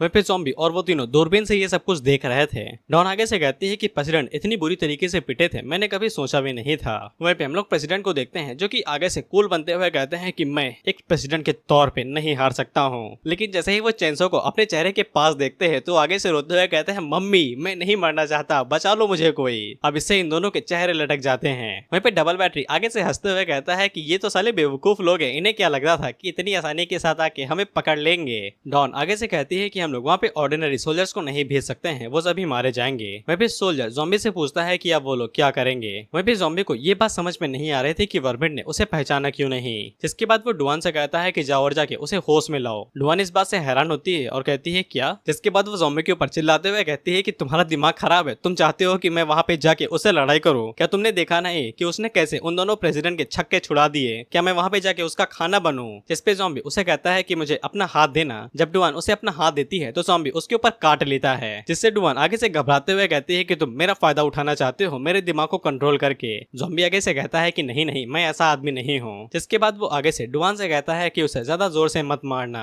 वह हम लोग प्रेसिडेंट को आगे से देखते हैं जो कि आगे से रोते हुए वर्मिट से कहते हैं कि मुझे तुम्हारा मजाक नहीं उड़ाना देना चाहिए था, मुझे माफ कर दो, मुझे जाने दो यहाँ से, मुझे मत मारो। वह पे वर्मिट आगे से हंस रहा था, लेकिन उसी टाइम पे उसे पीछे से और भी ज्यादा जोरों से हंसने की आवाज सुनाई देती है और कोई उसे कहता है छोटे चूहे विद चैनसो, तुझे क्या लगता है कि तू बिल्कुल भी कमाल का आदमी नहीं है। वर्मिट आगे से पीछे मुड़ के कहता है कि कौन है भाई, किसको इतनी ज्यादा चर्बी चढ़ी है। तो हम लोग देखते हैं कि वहाँ पे डुआन आ रही थी जो कि अपने साथ मशीन गन लेके आ रही थी, वो भी उससे बड़े साइज की। ये अगर 3.5 फीट की है तो इसकी मशीन गन 4 फीट की है। वहीं पे डुआन के ऊपर ज़ॉम्बी की एस्ट्रॉइड का असर हो चुका था, यानी कि ज़ॉम्बी के ब्लड सेल का। ज़ॉम्बी अपनी बॉडी के अंदर से ड्रग बनाता है steroid. Zombie be like use my zombie drug, you will be now heaven.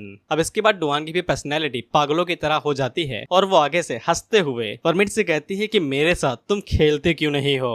अब इसके बाद हमें पता चलता है कि ज़ॉम्बी के जो ब्लड सेल्स होते हैं वो इतने ज्यादा स्ट्रॉन्ग होते हैं कि वो ह्यूमन जीन को पूरी तरीके से तोड़ के अलग कर देते हैं और वहाँ पे खुद के ही जीन को बना देते हैं, जिससे बॉडी ट्रांसफॉर्म हो सकती है, यहाँ तक कि उनकी स्ट्रेंथ भी बहुत ज्यादा बढ़ सकती है। अब इसी का नतीजा था कि हमारी भोली वाली डुवान अब खतरनाक मॉमी बन चुकी थी। वहीं पे प्रेसिडेंट बैंक आगे से डुवान को देख के हैरान हो जाते हैं कि अभी तो ये बच्ची थी, अचानक से मॉमी कैसे बन गई। वहीं पे परमिट उसे कहता है कि तुम्हें क्या लगता है कि तुम मेरे साथ खेल भी सकती हो, तुम्हें क्या लगता है कि तुम कौन हो। जिस पे डुवान भी आगे से उसी तरीके से जवाब देते हुए कहती है कि तुझे क्या लगता है कि तू कौन सा स्पेशल है। जिसके बाद वो आगे से मशीन गन उठाती है और वहाँ पे अंधाधुंध गोलियां चलाने लगती है। वो सभी गोलियां वर्मिट की तरफ तेजी से आगे बढ़ती हैं, लेकिन वर्मिट ने भी कच्ची गोलियां नहीं खेली थी और वो एक एक करके सभी बुलेट्स को डॉस करने लगता है। वहीं पे प्रेसिडेंट अपने घुटने लपेट के चुपचाप नीचे बैठे हुए थे और दिल से बस यही दुआ कर रहे थे कि मुझे बस जिंदा अपने घर वापस लौटा दो, बस मुझे और कुछ भी नहीं चाहिए। अब इसके बाद डुवान आगे बढ़ती है और सीधा वर्मिट के ऊपर पंचेस बरसा देती है। वहीं पे वाइस प्रेसिडेंट चोई प्रेसिडेंट बैंक के पास आते हैं और उसे उठाते हुए कहते हैं कि भागो, इससे पहले कि हम लोग यहीं पे मारे जाएं। हम देखते हैं कि डुवान सीधा वहां पे एक लंबी छलांग मारती है और सीधा वर्मिट के मुंह के ऊपर किक मारने की जगह पे अपने दांतों से ग्रेनेड बाहर निकालती है और उसके मन के अंदर मिठाइयां समझ के ठूंस देती है और तुरंत वहां से भाग भी जाती है। इसके बाद मन में लड्डू फूटा नहीं, लेकिन मुंह में ग्रेनेड जरूर फूटा और वर्मिट की धज्जियां उड़ जाती हैं। लेकिन वर्मिट दोबारा रिजनरेट होता है और आगे से कहता है कि तुम मेरा कुछ भी नहीं उखाड़ पाओगी, मुझे तो इससे बिल्कुल भी दर्द नहीं हुआ। लेकिन उसी टाइम पे डुवान शॉर्ट गन का इस्तेमाल करती है और वर्मिट के मुंह के ऊपर उन्हें ही शूट कर देती है। इसके बाद वो गन को लोड करते हुए कहती है कूल। वहीं पे सोल्जर ज़ॉम्बी से पूछता है कि आपने डुवान के साथ अभी क्या किया है, जिसपे ज़ॉम्बी आगे से बताता है कुछ नहीं, बस डुवान के जीन्स को हल्का बहुत मॉडिफाई कर दिया। इसके बाद ज़ॉम्बी बताता है कि डुवान और भी ज्यादा शक्तिशाली बन सकती है, लेकिन उसकी बॉडी ने उसे रोक रखा था, लेकिन उसके जीन को मॉडिफाई करने के बाद वो पहले से और भी ज्यादा शक्तिशाली हो जाएगी। अब इसके बाद हम लोग वर्मिट को देखते हैं और उसे आगे से दर्द होने लगता है। वहीं पे डुवान आगे से चिल्लाते हुए कहती है कि ये फीलिंग यही तो मुझे काफी टाइम से पसंद थी। वहीं पे दोनों प्रेसिडेंट की सांसें अटकी हुई थी और ये अपनी मम्मी को याद कर रहे थे। इसके बाद वर्मिट दोबारा डुवान के ऊपर अटैक कर देता है, ये कहते हुए कि तुम जैसा बेकार इंसान मुझे कभी भी नहीं हरा पाएगा। लेकिन डुवान तो उससे और भी ज्यादा फुर्तीली थी और वो एक झटके में वर्मिट के पास पहुंच के उसके चैनसों को नीचे दबाती है और उसके मुंह के ऊपर एक किक मार के उसे दूर उड़ा देती है, जिससे वर्मिट को दर्द भी होता है। जिसके बाद वो रोड पे कंचे की तरह गोल गोल घूमता है और मुंह के बल नीचे गिर जाता है। वहीं पे डुवान भी तेजी के साथ आगे बढ़ती है और गोल गोल करके वर्मिट के पास पहुंचने लगती है। वहीं पे दोनों प्रेसिडेंट एक दूसरे को गले लगा लेते हैं और डरते हुए कहते हैं कि ये कब से इतनी ज्यादा शक्तिशाली बन गई। ऐसा लगता है कि ये दिखावा कर रही थी कमजोर होने का, लेकिन उससे बढ़ के ये तो साली साइको लग रही है। अब इसके बाद डुवान आगे से बजूका निकाल लेती है और आगे से कहती है कि अब वक्त आ चुका है बिग बैंग बजूका का। उसी टाइम पे ज़ॉम्बी की नजर वर्मिट के ऊपर पड़ती है तो वर्मिट के हाथों में और भी ज्यादा बड़ा गैसोलीन का कैन लग जाता है, जिसके बाद वर्मिट उसे पी लेता है और पीने के बाद उसकी दोबारा पावर आ जाती है। इसके बाद वो दोनों ही एक दूसरे के सामने चिल्लाते हुए कहते हैं कि मैं नहीं इंतजार कर सकती हूँ अटैक करने के लिए। अब इसके बाद डुवान सामने की तरफ से बजूका रिलीज करती है तो बजूका के गन के यानी कि मिसाइल के दो टुकड़े हो जाते हैं, क्योंकि वर्मिट पहले से और भी ज्यादा फुर्तीला और शक्तिशाली हो चुका था। इसी के साथ वो डुवान के दो टुकड़े करते हुए पार निकल जाता है। वो दोनों प्रेसिडेंट आगे से चिल्लाते हुए कहते हैं कि नहीं वो तो मारी गई, अब हमारा क्या होगा। वहीं पे वर्मिट आगे से चिल्लाते हुए कहता है कि वो एक अनडेड है, इससे कोई फर्क नहीं पड़ता है कि डुवान उसे कितनी भी बार मारती है, वो दोबारा जिंदा हो जाएगा। लेकिन उसी टाइम पे हम लोग ज़ॉम्बी को देखते हैं जो कि पता नहीं कोई हैंड मूव बनाता है, जिसके के बाद हम लोग देखते हैं कि डुवान की बॉडी जो कि बीच से कट चुकी थी वो दोबारा रिजनरेट होने लगती है और दोबारा जुड़ जाती है। और यही नहीं, वो अपनी बॉडी को 360 डिग्री घुमाते हुए वर्मिट से कहती है कि तुमने क्या कहा कि तुम एक अनडेड हो, तुम्हें बता दो कि मैं भी एक अनडेड हूँ। ये देख के वो दोनों प्रेसिडेंट आगे से चिल्लाते हुए कहते हैं कि ये तो अमर है, जिंदा है ये। इसके बाद डुवान वर्मिट से कहती है कि चलो हम लोग दोबारा खेलते हैं। वहीं पे दोनों प्रेसिडेंट आगे से चिल्लाते हुए कहते हैं कि ये दोनों तो पागल हो चुके हैं और दोनों अपनी जान बचाते हुए कहते हैं कि मम्मी हमें कोई बचा लो। वहीं पे वर्मिट भी आगे से कहता है कि साला यहाँ पे असली ज़ॉम्बी कौन है, मैं या तुम। वहीं पे ज़ॉम्बी भी डुवान की प्रोग्रेस को देख के काफी ज्यादा हैरान हो चुका था, क्योंकि उसने कभी सोचा भी नहीं था कि जीन को म्यूटेशन देने के बाद वो इतने ज्यादा शक्तिशाली हो जाएंगे कि बोन को जो कि टूट चुके हैं, मसल जो कि फट चुके हैं, उन्हें दोबारा रिजनरेट करके खुद को हील कर पाएंगे और साथ ही में जो पेन होना था वो भी गायब कर देंगे। अब ज़ॉम्बी को ये काम जल्दी खत्म करना पड़ेगा, नहीं तो इससे डुवान थोड़ी सी मुसीबत में पड़ सकती है। वहीं पे ज़ॉम्बी को काफी ज्यादा गुस्सा भी आ रहा था, क्योंकि वर्मिट उसका कहना नहीं मान रहा था। वहीं पे हम लोग डुवान को देखते हैं जो कि साइको की तरह हंसते हुए वर्मिट से कहती है कि खेलो ना। जिसके बाद वो तेजी के साथ आगे बढ़ती है और वर्मिट के ऊपर अपनी मनी गन का जहाँ पे गोलियां लोड होती हैं, जहाँ पे हैंडल होता है, वो डायरेक्ट उसके मुंह के ऊपर दे मारती है, जिससे वर्मिट को बड़ी जोर की पड़ती है और वो उड़ते हुए दूर जाके गिरता है। लेकिन डुवान पहले ही उस जगह पे पहुंच जाती है और दोबारा उसके सर के ऊपर मिनी गन का हत्था दे मारती है। अब इसे वर्मिट सीधा जाके आसमान से जमीन के अंदर घुसता है और बाहर निकल के कहता है कि तुम मेरा क्या ही उखाड़ लोगे। लेकिन उसी टाइम पे डुवान दोबारा उसके पास आती है, जिसके बाद वो दोबारा अपनी मिनी गन का इस्तेमाल करती है। सबसे पहले वो उसके हाथ को तोड़ती है, जिसके बाद वो उसके पिछवाड़े को तोड़ती है, जिसके बाद वो उसके सर को तोड़ती है और इसी तरीके से कर करके वो उसकी पूरी बॉडी को जमीन के अंदर धंसा देती है। जिसके बाद वो उसके सर को गोल्फ बॉल की तरह उड़ाने ही वाली थी कि उससे पहले वर्मी सरेंडर कर देता है और आगे से कहता है कि मुझे मत मारो, मैं तुरंत घर वापस लौट जाऊंगा, बस मुझे मत मारो, मैं सरेंडर करता हूँ। वहीं पे ज़ॉम्बी डबल बैटरी दोनों ही वर्मिट को देख रहे थे। अब इसके बाद डुवान भी अपनी मिनी गन को साइड कर देती है और उसे कहती है ठीक है, लेकिन उसी टाइम पे वर्मिट स्नीक अटैक कर देता है और उसे कहता है ये ले स्नीक अटैक। वहीं पे डुवान स्नीक अटैक खाने के बाद तेजी के साथ उन दोनों प्रेसिडेंट के पास जाके गिरती है। वहीं पे ज़ॉम्बी भी आगे से हैरान होकर कहता है कि वर्मिट साले मदर फकर, तुझे ये कब किसने सिखाया कि स्नीक अटैक कैसे किया जाता है। वहीं पे हम लोग डुवान को देखते हैं जो कि अब नॉर्मल हो चुकी थी, ड्रग्स का असर खत्म हो चुका है। वहीं पे वर्मिट आगे से कहता है कि ऐसा लगता है कि तुमसे स्टिमुलेट कर रखा था और अब इफेक्ट जा चुका है तो तुम नॉर्मल हो चुकी हो। जिसके बाद वो उनके ऊपर अटैक करने के लिए आगे बढ़ता है। वहीं पे डबल बैटरी आगे से हंसते हुए कहता है कि ये तो और भी ज्यादा कमाल की बात है, ये स्नीक अटैक इसने कभी ये अटैक सीख लिया। वहीं पे ज़ॉम्बी अपना सर पकड़ लेता है, ये सोचते हुए कि अब मुझे नीचे जाना ही पड़ेगा। वहीं पे डबल बैटरी आगे से हंसते हुए कहता है कि जाओ और जाके उन्हें मार दो और सारा काम खत्म कर दो। और वहीं पे वो तीनों आगे से वर्मिट को देख के चिल्लाते हुए कहते हैं कि मम्मी बचाओ, मैं मरना नहीं चाहता हूँ। लेकिन उसी टाइम पे डबल बैटरी की नजर ज़ॉम्बी के ऊपर पड़ती है और वो मन के अंदर सोचता है कि एक और बॉस लेवल का ज़ॉम्बी यहाँ पे कैसे आ गया। लेकिन वो आगे से हंसते हुए कहता है कि क्या ही फर्क पड़ता है, जब तक अपने पास बाहुबली है तब तक हम किसी का भी सामना कर सकते हैं। लेकिन वर्मिट जैसा ही ज़ॉम्बी को देखता है तो वो आगे से कांपने लगता है। वहीं पे ज़ॉम्बी भी आगे से उसे डराते हुए कहता है लिटिल वर्मिट, क्या मैं तुम्हें अभी भी याद हूँ कि मैं कौन हूँ। वहीं पे वो तीनों आगे से भाई डर के मारे कांपने लगते हैं और डबल बैटरी को समझ में नहीं आता है कि वर्मिट आगे क्यों नहीं बढ़ रहा है। वही तो वर्मिट आगे से भाई कांपने लगा था ज़ॉम्बी को देख के और ज़ॉम्बी उससे कहता है क्या मैंने तुमसे नहीं कहा था कि तुम्हें घर में ही रहना है, चलो अब जल्दी से बताओ मुझे कि तुम यहाँ पे क्यों और कैसे आए। अब इसके बाद हमें वर्मिट की हल्की से बैक स्टोरी दिखाई जाती है। पहले के टाइम पे वर्मिट एक लॉर्ड हुआ करता था जो अपने इलाके के ज़ॉम्बीज का बॉस हुआ करता था। लेकिन एक पल वहाँ पे ज़ॉम्बी आया जो कि बाहुबली की तरह सारे इलाके के ज़ॉम्बीज किंग को ढो रहा था।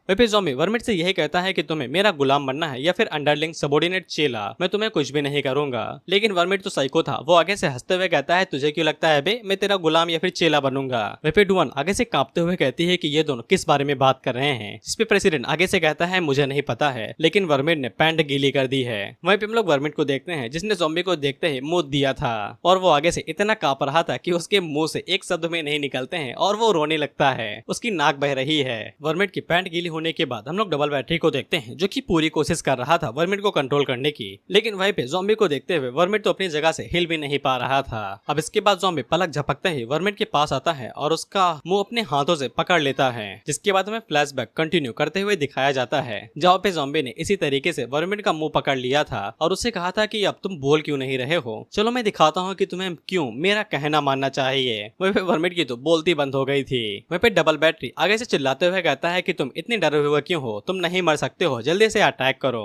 और हमें साइड में कहानी बताने वाला बताता है कि वर्मिट डबल बैटरी की बात इसलिए नहीं मार रहा है क्योंकि वर्मिट को इस बारे में याद था कि भले ही उसके पास अनडाइंग बॉडी है यानी कि कभी न मरने वाली बॉडी, लेकिन ज़ॉम्बी ने उसे टुकड़ों में अलग अलग पीसों में काट दिया था और उसको धागे से बांध के सासिमी की तरह पेड़ से लटका दिया था 3 सालों के लिए, सॉरी 100 सालों के लिए। सासिमी जापानीज काटने की एक मछली है जहाँ पे मछली के हिस्सों को अलग अलग हिस्सों में काट दिया जाता है। वैसा ही वो ज़ॉम्बी ने वर्मिट के साथ किया था, उसकी बॉडी के पार्ट्स को अलग अलग हिस्सों में काटा और पेड़ के ऊपर सूखने के लिए 100 सालों के लिए लटका दिया। डबल बैटरी अपनी पूरी कोशिश करता है वर्मिट से अटैक करवाने की, लेकिन वर्मिट तो आगे से हिल ना रहा था। डबल बैटरी की मशीन डिस्ट्रॉय हो जाती है लेकिन वर्मिट उस जगह से हिलता नहीं है और वहाँ से डर के भाग जाता है, ये कहते हुए कि मैं उसे लड़ाई नहीं कर सकता हूँ, मैं उसके साथ नहीं लड़ूंगा। ये कहते हुए वो वहाँ से भाग जाता है। इसे डबल बैटरी हैरान होता है, साथ ही में ये तीनों भी इनकी बोलती बंद हो जाती है, इनकी तो छोड़ो साला ज़ॉम्बी की भी बंद हो जाती है कि अचानक से ये साला भाग क्यों गया। वहीं पे डबल बैटरी आगे से कहता है कि ये मेरे कंट्रोल से आजाद कैसे हुआ, ये तो साला पहली बार हुआ है, ये तो अजूबा है। इसके बाद वो दोबारा दूसरे ज़ॉम्बीज़ को इस्तेमाल करने के बारे में सोचता है, लेकिन फिर उसे कहता है कि कोई बात नहीं है, गिव अप कर दो,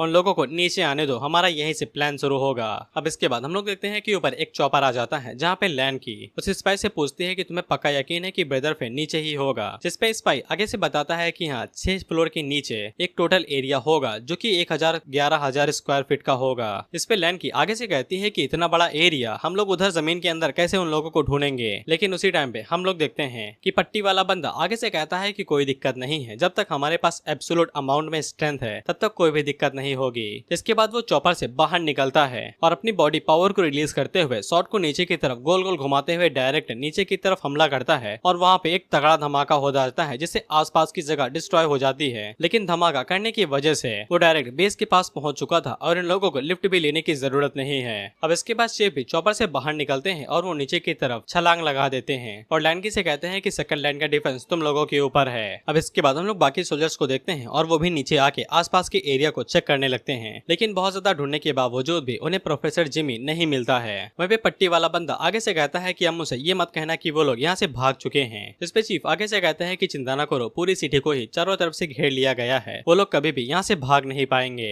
अब इसके बाद हम लोग लैंकी को देखते हैं और उसे काफी ज्यादा गुस्सा आ रहा था कि वो सभी लोग जिमी को पकड़ने के लिए चले गए और उन लोगों को यहीं पे छोड़ दिया। इस पे वायलेट उसे कहती है कि वो हमारे सुपीरियर हैं, हम कुछ भी नहीं कर सकते हैं, हमें उनका कहना मानना ही पड़ेगा। इस पे लैंकी आगे से कहती है कि वक्त आएगा तब बता दूंगी, अपना अपना टाइम आता है भाई। अब इसके बाद हम लोग उसी इलाके के बीच में एक बहुत बड़ी बिल्डिंग के टॉप फ्लोर को देखते हैं जहाँ पे डबल बैटरी और फे था और इसने कच्छा पहन रखा है। वहीं पे फिर डबल बैटरी से कहता है प्लान ए को एग्जीक्यूट करो। जिसके बाद हम लोग पट्टी वाले बंदे को देखते हैं जो कि एक बहुत बड़े कंटेनर के पास आता है जिसके ऊपर नोट से लिखा हुआ था कि ज़ॉम्बी किंग अंदर है। और जब पट्टी वाला बंदा नोट को आगे बढ़ता है तो फिर उसके ऊपर लिखा हुआ था कि ज़ॉम्बी किंग अंदर है, वो बहुत ही ज्यादा खतरनाक और डेंजरस है, भूल के भी उसे ओपन मत करना। इस पे पट्टी वाला बंदा कहता है कि धमकी दे रहे हो क्या। जिसके बाद वो अपने बंदे से कहता है कि जाओ और जाके उसे उड़ा दो। लेकिन उसी टाइम पे चीफ आगे से कहता है कि रुक जाओ, हम यहाँ पे लोगों को पकड़ने के लिए आए हैं, फालतू की मुसीबत नहीं चाहिए। तो फिर डबल बैटरी फे को बताता है कि उन लोगों ने तोड़ा नहीं बॉस, अब क्या करे। इस पे फे आगे से कहता है कि प्लान बी इस्तेमाल करो। जिसके बाद फे अपने पास से एक मशीन निकालता है और उसे दबा देता है।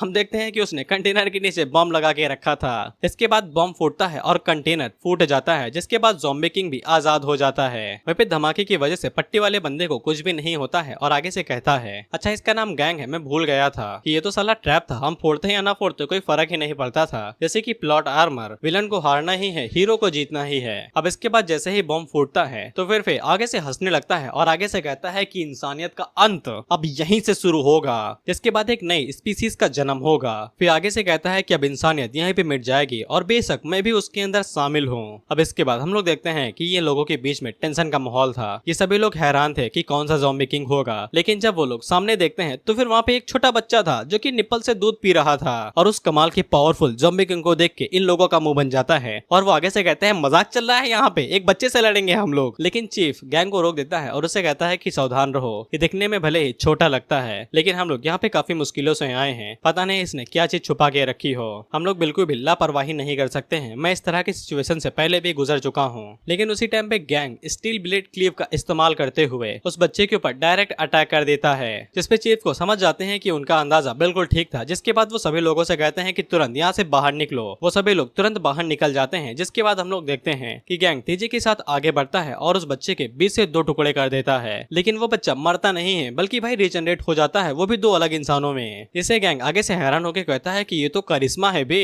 वहीं पे वो दोनों बच्चे दोबारा वहाँ पे अलग होते हैं और अपनी बॉडी से ही अपने अपने क्लोन बनाने लगते हैं। अब इसी तरीके से वहाँ पे 1 के 2, 2 के 4 हो जाते हैं। वहीं पे डबल बैटरी फिर से कहता है कि जब तक वो लोग इस चीज में उलझे हैं तब तक हम लोग यहाँ से भागने का फैसला करते हैं और यहाँ से भाग निकलते हैं। जिसके बाद हम लोग देखते हैं कि वो लोग कई सारे ज़ॉम्बीज को आजाद कर देते हैं जो कि इधर उधर भागते हुए वायलेट लैंड की और उसके चेले की तरफ आगे बढ़ने लगते हैं। वहीं पे चेला आगे से कहता है कि मैं इन्हें संभालता हूँ, लेकिन लैंड की उसे रोक देती है और उसे कहती है कि मैंने काफी टाइम से वार्म अप नहीं किया है, मैं करूंगी इस बार इन लोगों का सफाया। इसके बाद वो अपनी कमर के अंदर से शॉट को बाहर निकालती है और तेजी के साथ अटैक करने के लिए आगे बढ़ती है। लैंड की अपनी शॉट का कम अपनी पावरफुल और फिजिक बॉडी का ज्यादा इस्तेमाल कर रही थी और वो ज़ॉम्बीज की ठुड्डू के ऊपर मार मार के उन्हें नॉकआउट कर दे रही थी। लेकिन लैंड की इतनी फुर्ती के साथ उन लोगों के ऊपर अटैक करती है कि सभी ज़ॉम्बीज ऊपर आसमान में उड़ जाते हैं। इसके बाद लैंड की एक पेड़ की मदद से उसे ट्रैंकुलिन की तरह इस्तेमाल करती है और पूरी ताकत के साथ आसमान में उड़ जाती है और वहीं से अपनी शॉट का इस्तेमाल करते हुए जितने भी ज़ॉम्बीज उसने ऊपर उड़ाए हुए थे उन सभी के छोटे छोटे टुकड़े कर देती है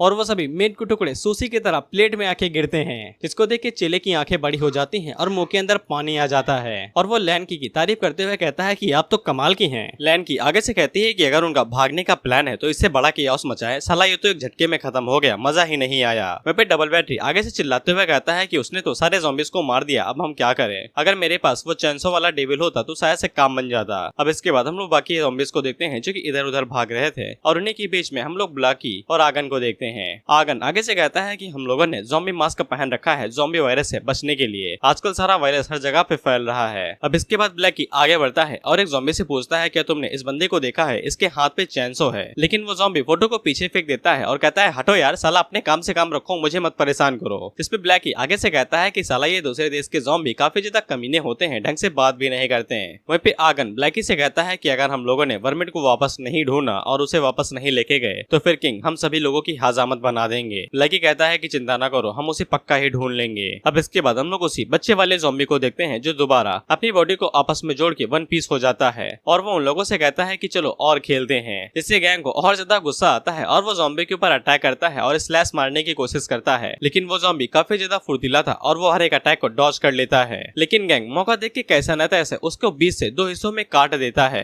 लेकिन इसका कोई भी फायदा नहीं था, वो दोनों हिस्से दोबारा कूदते हुए जाते हैं और जुड़ के दोबारा वन पीस हो जाते हैं। तो फिर गैंग उसे कहता है कि भागना बंद करो, अगर तुम असली में एक मर्द हो तो फिर मुझसे आके लड़ाई करो। ज़ॉम्बी इस बात को सीरियसली लेता है, जिसके बाद वो सबसे पहले निप्पल को बाहर निकालता है। जिसके बाद वो अपनी बॉडी को ट्रांसफॉर्म करने लगता है और एक खूबसूरत फीमेल ज़ॉम्बी के अंदर बदल जाता है। ये देख के चीफ और गैंग हैरान होते हैं और आगे से कहते हैं कि ये तो साला हवस का जाल बिछा रहा है। अब इसके बाद वो ज़ॉम्बी परफेक्ट लड़की में बदल जाता है और आराम से एक टेबल के ऊपर बैठ के कहता है कि ठीक है, अब असली मर्द की तरह मेरे साथ फाइट करो। क्या हुआ, अब तुम मेरे साथ नहीं खेलोगे क्या? मैं तो बहुत ज्यादा उत्साहित हूँ खेलने के लिए।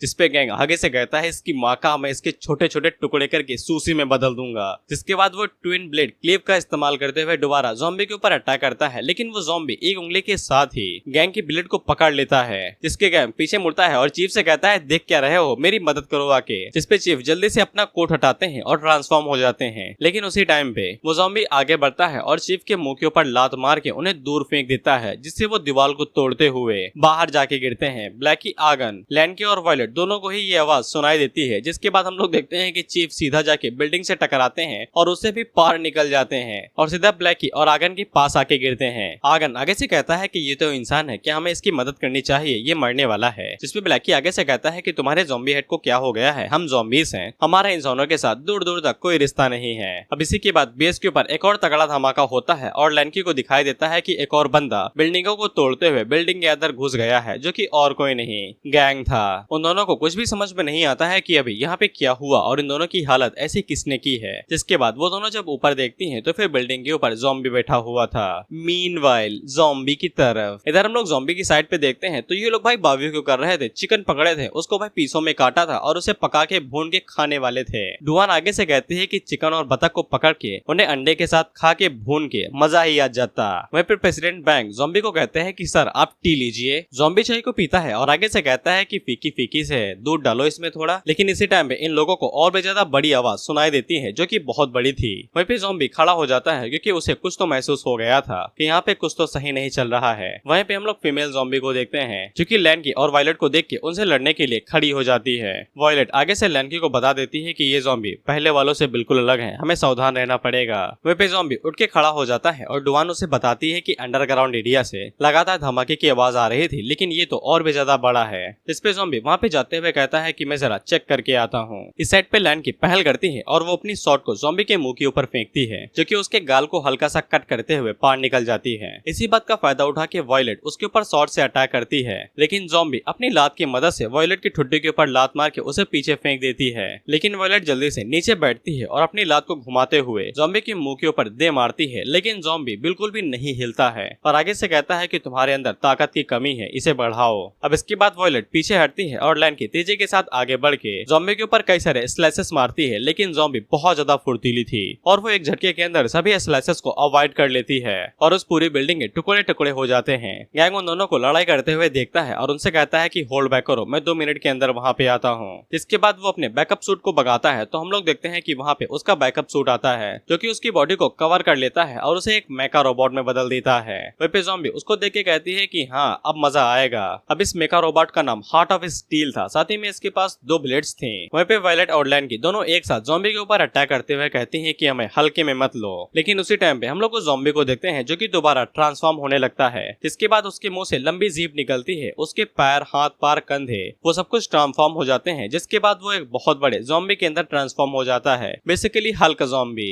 वहीं पे गैंग अपने मन के अंदर सोचता है कि साला ऑथर सोच क्या रहा है, ट्विस्ट पे ट्विस्ट पेली दे रहा है। अब इसके बाद हम लोग देखते हैं कि हल्क ज़ॉम्बी और गैंग दोनों आमने सामने आ जाते हैं 1v1 करने के लिए। वहीं पे हल्क ज़ॉम्बी गैंग से कहता है कि हम लोग जीत को सिर्फ एक हिट से डिसाइड करेंगे। अब इसके बाद वो दोनों ही अपने पंचेस को आपस में टकराते हैं और उनके पंचेस टकराने के बाद वहाँ पे एक तगड़ा धमाका होता है और फोर्स की वजह से वो दोनों पीछे गिर जाती हैं। वहीं पे ज़ॉम्बी को भी इतनी दूर से इतना बड़ा धमाका दिखाई देता है। इसके बाद जब सामने से धुआं हटता है तो हम लोग गैंग को देखते हैं और उसकी आधी बॉडी गायब हो चुकी थी दाहिने हाइट साइड वाली। वहीं पे हल्क ज़ॉम्बी उसे कहता है कि तुम हार चुके हो, लेकिन गैंग आगे से हार मानने को इनकार कर देता है। तो हल्क ज़ॉम्बी उसे कहता है कि आखिर में टाइम है, हार मान लो, नहीं तो इसके बाद सीधा कब्र के अंदर जाओगे। अब इसके बाद ज़ॉम्बी और वो लोग भाई चलते चलते उस जगह पे आ जाते हैं जहाँ पे फाइट हो रही थी। वहीं पे ज़ॉम्बी को कुछ जाने पहचाने से खुशबू आ रही थी। अब इसके बाद हल्क ज़ॉम्बी आगे से कहता है कि जब तक मैं अपनी असली ताकत नहीं दिखाऊंगा ऐसा लगता है कि तुम लोग सरेंडर नहीं करोगे। गैंग आगे से कहता है कि असली ताकत, अभी क्या तुम मजाक कर रहे थे क्या जो लड़ाई कर रहे हो भाई? तो फिर ज़ॉम्बी आगे से कहता है कि अब मैं अपनी लास्ट फॉर्म के अंदर जा रहा हूँ। इसके बाद ज़ॉम्बी दोबारा ट्रांसफॉर्म होता है और एक नॉर्मल से ज़ॉम्बी के अंदर बदल जाता है, लेकिन ज्यादा मस्कुलर और फिट। वहीं पे वायलेट और लैन की आगे से चिल्लाते हुए कहती है व्हाट द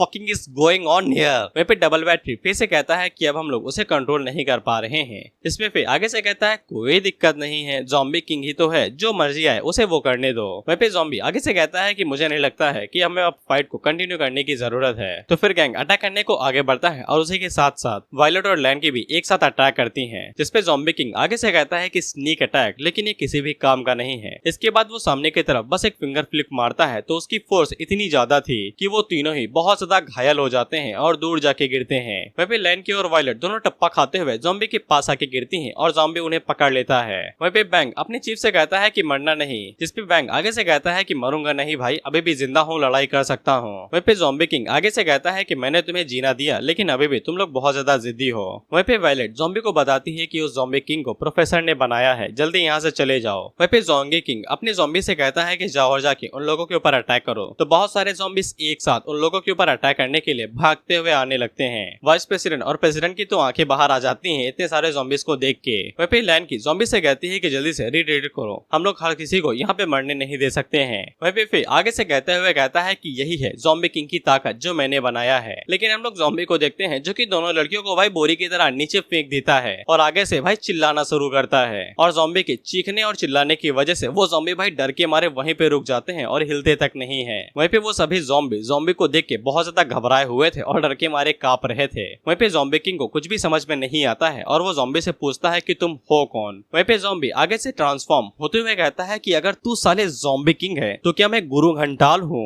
हम देखते हैं कि वो सभी ज़ॉम्बी जो कि अटैक करने के लिए आ रहे थे वो जल्दी से ज़ॉम्बी के नीचे आते हैं और वहाँ पे सिंगागजान की तरह ढेर लगाने लगते हैं। वही सभी लोग ज़ॉम्बी के ये रूप को देख के बहुत ज्यादा हैरान हो गए थे। वहीं पे ज़ॉम्बी किंग से कहता है कि क्या हुआ, मुंह से आवाज नहीं निकल रही, क्या जीभ कट गई है क्या। वहीं पे सभी लोग आगे से चिल्लाते हुए कहते हैं क्या ये असल में इस तरीके का दिखता है मास्क हटाने के बाद। वहीं पे ज़ॉम्बी किंग अभी भी ज़ॉम्बी को सीरियस नहीं ले रहा था। वहीं पे गैंग वायलेट से कहता है कि हे क्या तुम लोगों ने सच में एक ज़ॉम्बी को अपना वाइस प्रेसिडेंट बना दिया, जिसमें वायलेट उसे कहती है कि ये तुम्हारा काम धंधा नहीं, अपने काम से काम रखो। अब इसके बाद ज़ॉम्बी और ज़ॉम्बी किंग के बीच में एकदम सीधी बात होती है कि जो कोई भी आज जिंदा बचेगा वही ज़ॉम्बी किंग कहलाएगा। इसके लिए ज़ॉम्बी मान जाता है। इसके बाद ज़ॉम्बी किंग तेजी के साथ आगे बढ़ता है और ज़ॉम्बी के ऊपर घूंसा मारता है, लेकिन ज़ॉम्बी अपनी जगह से हिलता तक नहीं है और उससे कहता है क्या हुआ, खाना नहीं खाया क्या बे। अब इसके बाद ज़ॉम्बी सामने से ज़ॉम्बी किंग के ऊपर एक जोरदार घूंसा मारता है तो नीचे की तरफ जो ज़ॉम्बी थे वो भी हवा में उड़ जाते हैं। वहीं पे ज़ॉम्बी किंग को इतनी जोर की पड़ती है कि वो उड़ते हुए सबसे पहले जमीन को चीरता है और जमीन को चीरते चीरते पानी पे जाता है और डायरेक्ट एयरक्राफ्ट में टकराता है, जिससे वो पूरा एयरक्राफ्ट जो कि बहुत ज्यादा टन का होता है वो हिल जाता है। वहीं पे ज़ॉम्बी किंग आगे से कहता है कि ये तो काफी ज्यादा कमाल का था। वहीं पे डबल बैटरी फे को बताता है कि वो जो नया बंदा आया है हम लोग उसे बिल्कुल भी एनालाइज नहीं कर पा रहे हैं। अब इसके बाद ज़ॉम्बी किंग तेजी से पानी के अंदर जाता है और पानी के अंदर पड़ी हुई सबमरीन को उठाता है और उसे सीधा के जमीन के ऊपर पटक देता है, सीधा ज़ॉम्बी के ऊपर, वो भी अपनी पूरी ताकत से। वहीं पे डुवान आगे से घबराते हुए कहती है कि अब अंडरग्राउंड होने का टाइम आ चुका है, लोकेशन को चेंज करो। अब इसके बाद हम लोग ब्लैकी को देखते हैं जो कि चीफ की वेल्डिंग कर रहा था। वहीं पे आगन उसे कहता है कि वेल्डिंग करना बंद करो, ब्लैकी उससे पूछता है कि क्यों। इस पे आगन उसे कहता है कि उस तरफ देखो। वहीं पे चीफ आगे से कहते हैं कि ये दोनों साले बेवकूफ है, इन लोगों को पीसेस को कट करना चाहिए था, लेकिन ये तो वेल्डिंग पे वेल्डिंग करके ये पीसेस को जोड़े दे रहे हैं। वहीं पे आगन ब्लैकी से कहता है कि ये किंग का ऑरा है, शायद से वो फाइट के बीच में आ चुके हैं। अब इसके बाद हम लोग ज़ॉम्बी को देखते हैं जो कि सबमरीन को चीरते हुए बाहर निकलता है, जिसने हाथों में एक लस्सी रखी थी, जिसके बाद वो रस्सी को ज़ॉम्बी किंग की तरफ फेंकता है और उसे गले से पकड़ के। वहीं पे वायलेट, लैंकी और उसके चेले को समझ में आ चुका है कि अब भागने का टाइम आ चुका है और वो लोग वहाँ से भागने लगते हैं। वहीं पे ज़ॉम्बी किंग को पकड़ता है और उसे अपनी तरफ खींचता है और उसके मुंह के ऊपर एक लात दे मारता है, इससे ज़ॉम्बी किंग का मुंह अंदर घुस जाता है। अब इसके बाद हम लोग ज़ॉम्बी किंग को देखते हैं जो कि ऊपर हवा में आ चुका था। इसके बाद वो भी ज़ॉम्बी की तरह रस्सी को खींचने की कोशिश करता है, लेकिन ज़ॉम्बी उसे कहता है कि ये ले, और वो रस्सी को तोड़ देता है। तो फिर ज़ॉम्बी किंग नीचे की तरफ आता है ज़ॉम्बी के ऊपर अटैक करने के लिए, लेकिन ज़ॉम्बी नीचे से वो सबमरीन उठाता है और उसको बेसबॉल बैट की तरह इस्तेमाल करते हुए ज़ॉम्बी किंग के ऊपर दे मारता है, जिससे ज़ॉम्बी किंग उड़ते हुए सीधा जाके पानी के अंदर घुसता है और टप्पा खाते हुए दूर चला जाता है। अब इसके बाद ज़ॉम्बी एयरक्राफ्ट के ऊपर आ जाता है। वहीं पे एयरक्राफ्ट वाले ज़ॉम्बी को देख के डर के मारे वहाँ से तुरंत भागने लगते हैं और शिप को छोड़ देते हैं। वहीं पे हम लोग ज़ॉम्बी किंग को देखते हैं जो कि उड़ते हुए आसमान पे चला जाता है और ज़ॉम्बी से कहता है कि अब अगर तुम्हारे अंदर हिम्मत है तो फिर चीजें ऊपर फेंक के दिखाओ। वहीं पे हम लोग आगन और ब्लैकी को देखते हैं जो कि चीफ से कहते हैं कि देखो यही वो ज़ॉम्बी है जो कि हमारा किंग है, लेकिन चीफ आगे से कहते हैं कि मैं जानता हूँ कि ज़ॉम्बी शक्तिशाली है, लेकिन मैं प्रोफेसर जेमी को और भी ज्यादा अच्छे से जानता हूँ। वो पूरी इंसानियत के अंदर सबसे ज्यादा ताकतवर और समझदार इंसान है। वो एक नॉर्मल इंसान को अपने एक्सपेरिमेंट की मदद से एक अनबीटेबल वेपन में बदल सकता है। अगर हम लोग यहाँ से अभी नहीं निकलते हैं तो हम लोग कभी भी निकल नहीं पाएंगे। लेकिन ब्लैकी आगे से कहता है कि चुप रहो और पूरी जन्नत का मजा लो, कोई भी हमारे किंग को हरा नहीं सकता है, यहाँ तक कि गॉड भी नहीं। अब इसके बाद हम लोग ज़ॉम्बी को देखते हैं जो कि एयरक्राफ्ट एक झटके के अंदर गायब होता है और पलक झपकते ही वो ज़ॉम्बी किंग के पास पहुंच जाता है और उसके मुंह के ऊपर एक जोरदार घूंसा मारता है, जिससे ज़ॉम्बी किंग को इतनी जोर की पड़ती है वो डायरेक्ट शॉक वेव फेंकते हुए सीधा स्पेस के अंदर चला जाता है। ज़ॉम्बी किंग पीछे मुड़ के देखता है कि उसी पल ज़ॉम्बी उसके ऊपर एयरक्राफ्ट फेंक के मारता है, जो कि ज़ॉम्बी किंग के सीधा मुंह से टकराता है और वो एयरक्राफ्ट ज़ॉम्बी किंग को अपने साथ घसीटता हुआ सीधा चांद के अंदर घुस जाता है। ये देख के अब इन सभी के भाई मुंह बाहर आ जाते हैं, इतने ज्यादा कि पूछो नहीं, और ये सभी एक साथ चिल्ला के कहते हैं होली शिट। वहीं पे हम लोग ज़ॉम्बी को देखते हैं जिसने नीचे से पूरा एयरक्राफ्ट ऊपर आसमान में फेंका था, जो कि मून की पिछवाड़े के अंदर घुस चुका था। वहीं पे डुवान आगे से कहती है कि भागने की कोई जरूरत ही नहीं है, साला हम चाहे जहाँ भी जाए ये हमारा पीछा करते ही रहेंगे। वहीं पे हम लोग ज़ॉम्बी किंग को देखते हैं जो कि मून की बुंड के अंदर घुसा हुआ था और वो आगे से निकलते हुए कहता है कि मैंने अभी तक हार नहीं मानी है। इसके बाद वो एयरक्राफ्ट को बाहर निकालता है और उसे दोबारा स्पेस के अंदर फेंक देता है। इसी के साथ वो दोबारा अर्थ के नीचे आ रहा था ज़ॉम्बी के ऊपर अटैक करने के लिए, लेकिन ज़ॉम्बी नीचे की तरफ से स्टैंस लेता है और ऊपर की तरफ छलांग लगा देता है। इससे नीचे एक सुनामी आ जाती है। हम देखते हैं कि ज़ॉम्बी सीधा आके एयरक्राफ्ट के अंदर घुसता है और उससे कहता है कि चलो हम लोग जारू रखते हैं। इसके बाद वो लोग न्यूक्लियर रिएक्टर बाहर निकाल लेते हैं, जिससे भाई तबाही मस्ती है, और वो दोनों एयरक्राफ्ट के अंदर लड़ने लगते हैं जहाँ पे न्यूक्लियर बॉम्ब है। जिसके बाद हम लोग एयरक्राफ्ट को देखते हैं जो कि अभी चमक रहा था। जिसके बाद वहाँ पे न्यूक्लियर ब्लास्ट होता है और वो पूरी जगह उड़ने वाली थी, जिसको देख के ये सभी चिल्लाते हुए कहते हैं कि ये साले जीने नहीं देंगे, हम लोग कहीं के नहीं रह गए। अब इसके बाद हम लोग देखते हैं कि वो धमाका नीचे आता है, जिसके बाद वहाँ पे दगता है और वो पूरी जगह डिस्ट्रॉय हो जाती है। प्रेसिडेंट बैंक जल्दी से अपनी शील्ड का इस्तेमाल करते हुए खुद को कवर करते हैं और बाकी लोगों को बचा लेते हैं। अब इसके बाद ज़ॉम्बी दोबारा एक दूसरे एयरक्राफ्ट के ऊपर आ जाता है। वहीं पे ज़ॉम्बी किंग भी एक दूसरे एयरक्राफ्ट के ऊपर आ जाता है। वहीं पे ज़ॉम्बी उसे ताना मारते हुए कहता है कि क्या हुआ, मुझे तो लगा था कि तुम्हें और भी चाहिए, और तुमने जो मुझे चोटें दी हैं ये खुजली के अलावा और कुछ भी नहीं है। वहीं पे ये लोग भाई गड्ढे से बाहर निकलते हैं और डुवान पूछती है कि ये खत्म हुआ, सब लोग ठीक तो हैं। वहीं पे हम लोग ज़ॉम्बी किंग को देखते हैं जो कि आगे से कहता है कि अभी तक ये खत्म नहीं हुआ है। इसके बाद पता नहीं वो कैसी एबिलिटी का इस्तेमाल करता है और वो अपने हाथ को बढ़ाते हुए ज़ॉम्बी के ऊपर अटैक करता है और उसे कहता है कि मेरे पास एक प्रपोजल है, क्योंकि हम दोनों ही सेम काइंड के हैं, सेम ही ताकत है और हमें से कोई भी जीत नहीं सकता है, तो फिर क्यों ना हम दो लोग कैपोरेट करते हैं और इस पूरी दुनिया को एक साथ मिलकर डिस्ट्रॉय कर देते हैं। इसके बाद वो अपने हाथ की मदद से ज़ॉम्बी को पकड़ लेता है और उसे खींचते हुए ले जाके एक बिल्डिंग के अंदर घुसा देता है। ये देख के डुवान और ज्यादा हैरान हो जाती है कि ये सोच के कहीं ज़ॉम्बी मर तो नहीं गया। इसके बाद ज़ॉम्बी किंग अपने हाथ को वापस ले आता है और वहीं पे ज़ॉम्बी को कुछ भी नहीं हुआ था, भाई को एक खरोच तक नहीं आई, और ज़ॉम्बी आगे से कहता है कि मेरा बिल्कुल भी दिल विल नहीं है इस दुनिया को डिस्ट्रॉय करने में। वहीं पे चीफ उन दोनों से कहता है कि मेरी बात मानो, ये चीज बिल्कुल भी इलॉजिकल है, हमें यहाँ से तुरंत भाग लेना चाहिए। मुझे पता है कि ज़ॉम्बी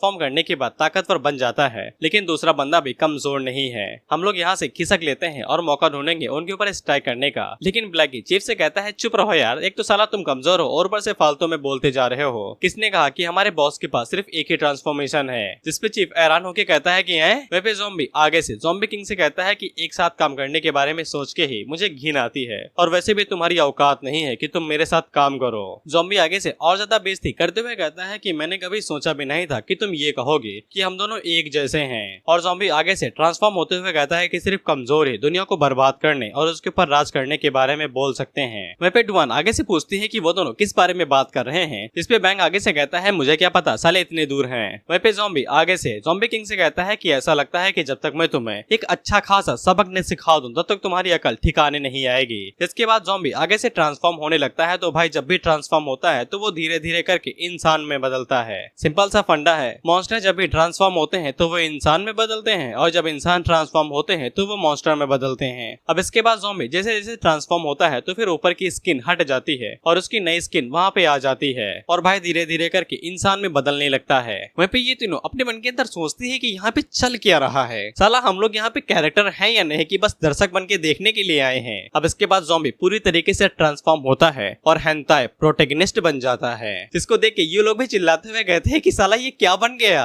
अब अगर तुम हेंटाई नहीं देखते हो तो मैं तुम्हारी मदद कर देता हूँ मीम को समझने के लिए। ये जितने भी स्क्रीन पे तुम्हारे लौंडे आ रहे हैं ये सभी हेंटाई यानी एनिमे पॉर्न के मेन कैरेक्टर होते हैं, ये बिल्कुल सेम टू सेम ऐसे ही दिखते हैं। खैर ज़ॉम्बी जब भी ट्रांसफॉर्म होता है तो उसकी पावर पहले से बढ़ जाती है, और पावर के साथ साथ उसका ऑरा भी बढ़ता है। तो हम लोग देखते हैं कि उसका ऑरा इतना ज्यादा शक्तिशाली था कि ज़ॉम्बी किंग की डर के मारे हालत खराब हो जाती है। वहीं पे चीफ तो सो ही चुके थे, उसी टाइम पे आगन उसके मुंह के ऊपर मारते हुए कहता है उठ रे। इसके बाद उन्हें होश में लाता है और उसे कहता है कि देखो यही है हमारे गॉड की असली ताकत। और जब चीफ सामने देखते हैं तो फिर उनको वहाँ पे एल दिखाई देता है। L is that you my friend? नहीं रे, अपन तो लाइट के साथ गीड़िया मार रहा है। वॉयलेट आगे से कहती है कि ये तो प्रोफेसर जिम्मी के बनाए गए ज़ॉम्बी से बिल्कुल अलग है। लायन की आगे से कहती है कि ये तो दिखने में और भी ज्यादा इंसान लग रहा है। चीफ कहते हैं कि ये तो पिछली साल से और भी ज्यादा अजीब लग रहा है। वहीं पे ज़ॉम्बी किंग आगे से कहता है कि ये साला है क्या, इंसान है या फिर और कुछ चीज। अब इसके बाद ज़ॉम्बी किंग दोबारा तेजी के साथ आगे बढ़ता है और ज़ॉम्बी के ऊपर पंच मारने की कोशिश करता है, लेकिन जब तक ज़ॉम्बी किंग का पंच ज़ॉम्बी तक पहुंचता तब तक हम लोग देखते हैं कि ज़ॉम्बी के आसपास जो बारिश हो रही थी उसकी बूंदें हवा में रुक जाती हैं। जिसके बाद ज़ॉम्बी अपना हाथ ऊपर उठाता है तो फिर ज़ॉम्बी किंग के हाथ पैर कट के अलग हो जाते हैं एक झटके के अंदर, और जो बूंदें थी वो आसमान की तरफ जाने लगती हैं। यहाँ तक कि जितने भी लोग थे जैसे कि वॉयलेट, बैंग, डुवान, वो सभी लोग भी आसमान की तरफ जाने लगते हैं। उन लोगों को कुछ भी समझ में नहीं आता है कि यहाँ पे हो क्या रहा है। और ऑथर प्लीज अब मुझे ये मत कहना कि भाई ग्रेविटी को भी कंट्रोल कर सकता है, वो भी इस लेवल पे।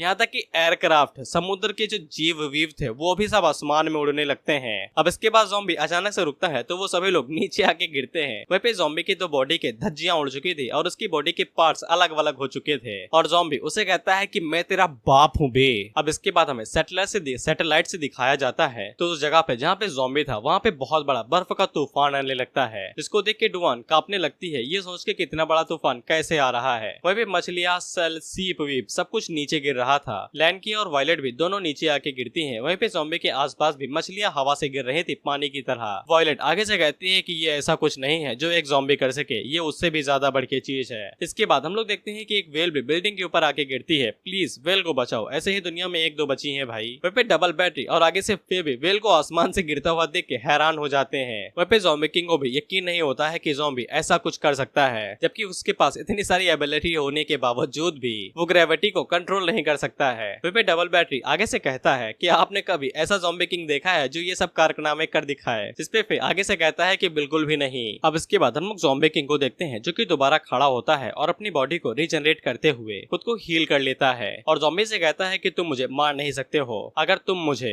हजारों टुकड़ों में भी काट दो तो भी मैं जिंदा होके दोबारा रीजनरेट कर लूंगा। इस पे ज़ॉम्बी किंग उसे कहता है कि ऐसी बात है क्या, और ज़ॉम्बी अपने हाथ को पीछे की तरफ खींचता है, जिससे ज़ॉम्बी किंग उसकी तरफ उड़ते हुए आता है और ज़ॉम्बी उसे गले से पकड़ लेता है। और ज़ॉम्बी किंग से कहता है मुझे लगता है कि तुम्हें मौत को लेके थोड़ी सी गलतफहमियां हैं, क्या तुम्हें लगता है कि फिजिकली डिस्ट्रॉय करने से लोग मर जाते हैं? ज़ॉम्बी किंग उसे पूछता है कि तुम क्या करने वाले हो। इस पे ज़ॉम्बी उसकी आंखों में बस घूरने लगता है। वहीं पे ज़ॉम्बी किंग जब ज़ॉम्बी की आंखों में घूरता है तो फिर उसे कुछ अजीब सा दिखाई देता है। अब यहाँ पे जानकारी के लिए बता दो जिससे कंफ्यूज ना हो, ज़ॉम्बी यहाँ पे ज़ॉम्बी किंग को अपनी पास्ट लाइफ के कुछ विजन दिखाने वाला है। हम देखते हैं ज़ॉम्बी किंग को ज़ॉम्बी की पास्ट लाइफ के अंदर कुछ विजन दिखाई देते हैं जहाँ पे कई सारे एशियंट एयरक्राफ्ट धरती की तरफ आगे बढ़ रहे थे। वहीं पे धरती के हाल बहुत तरीके से बेकार थे। वहाँ पे तूफान और आपदाएं आ रही थी। वहीं पे जैसे जैसे स्टोरी कंटिन्यू होती है, ज़ॉम्बी किंग इसे झेल नहीं पाता है और आगे से चिल्लाने लगता है और बताता है कि ये एशियंट वन है। जिसके बाद हम लोग एशियंट सिविलाइजेशन को देखते हैं। ये भी लोग इंसान है लेकिन एशियंट सिविलाइजेशन के। स्टोरी जैसे जैसे आगे बढ़ेगी तुम्हें बाद में सब कुछ समझ में आ जाएगा। अब इसके बाद ये सभी आगे बढ़ते हैं अटैक करने के लिए, वो भी किसके ऊपर, हमारे ज़ॉम्बी के ऊपर। वहीं पे हम लोग ज़ॉम्बी को देखते हैं जो कि अपनी फोर्थ फॉर्म के अंदर था और ज़ॉम्बी अपनी फोर्थ फॉर्म के अंदर बिल्कुल आसानी के साथ उन सभी स्पेसशिप और एशियंट ह्यूमंस को एक झटके के अंदर डिस्ट्रॉय कर दे रहा था। और इसी तरीके से ज़ॉम्बी इस जंग को भी जीत जाता है बिना किसी डैमेज को लिए हुए। अब ज़ॉम्बी किंग जैसे ही ज़ॉम्बी की ये वाली पावर देखता है तो उसे इतना बड़ा झटका लगता है कि वो मर जाता है। ज़ॉम्बी ने यहाँ पे ज़ॉम्बी किंग को फिजिकली नहीं लेकिन मेंटली डिस्ट्रॉय कर दिया, उसकी कॉन्शियस को ही डिस्ट्रॉय कर दिया। और इसी तरीके से ज़ॉम्बी किंग का किस्सा यहीं पे खत्म होता है और इसी के साथ ये एपिसोड भी। और गाइस मुझे नहीं पता है कि ये वीडियो चलेगी या नहीं चलेगी, लेकिन मैं जब तक कोई अच्छी मानवा ढूंढ नहीं लेता हूँ तब तक मुझे इसे कंटिन्यू करना ही पड़ेगा। बाकी सीरीज तो भाई मजेदार है, अभी तो और भी ज्यादा रेफरेंस आने बाकी है, खासकर ब्लीच के। और हाँ, अगर वीडियो अच्छी लगी है, मेरी मेहनत पसंद आई है तो प्लीज भाई लाइक कर दो। मैं तुम्हें इस बार कसम से कह रहा हूँ कि लाइक कर दो, कमेंट कर दो, ताकि वीडियो आके रिकमेंड हो और इस पे अच्छे खासे व्यूज आ जाएं। तो मैं जल्दी वीडियो लाने की कोशिश करूंगा।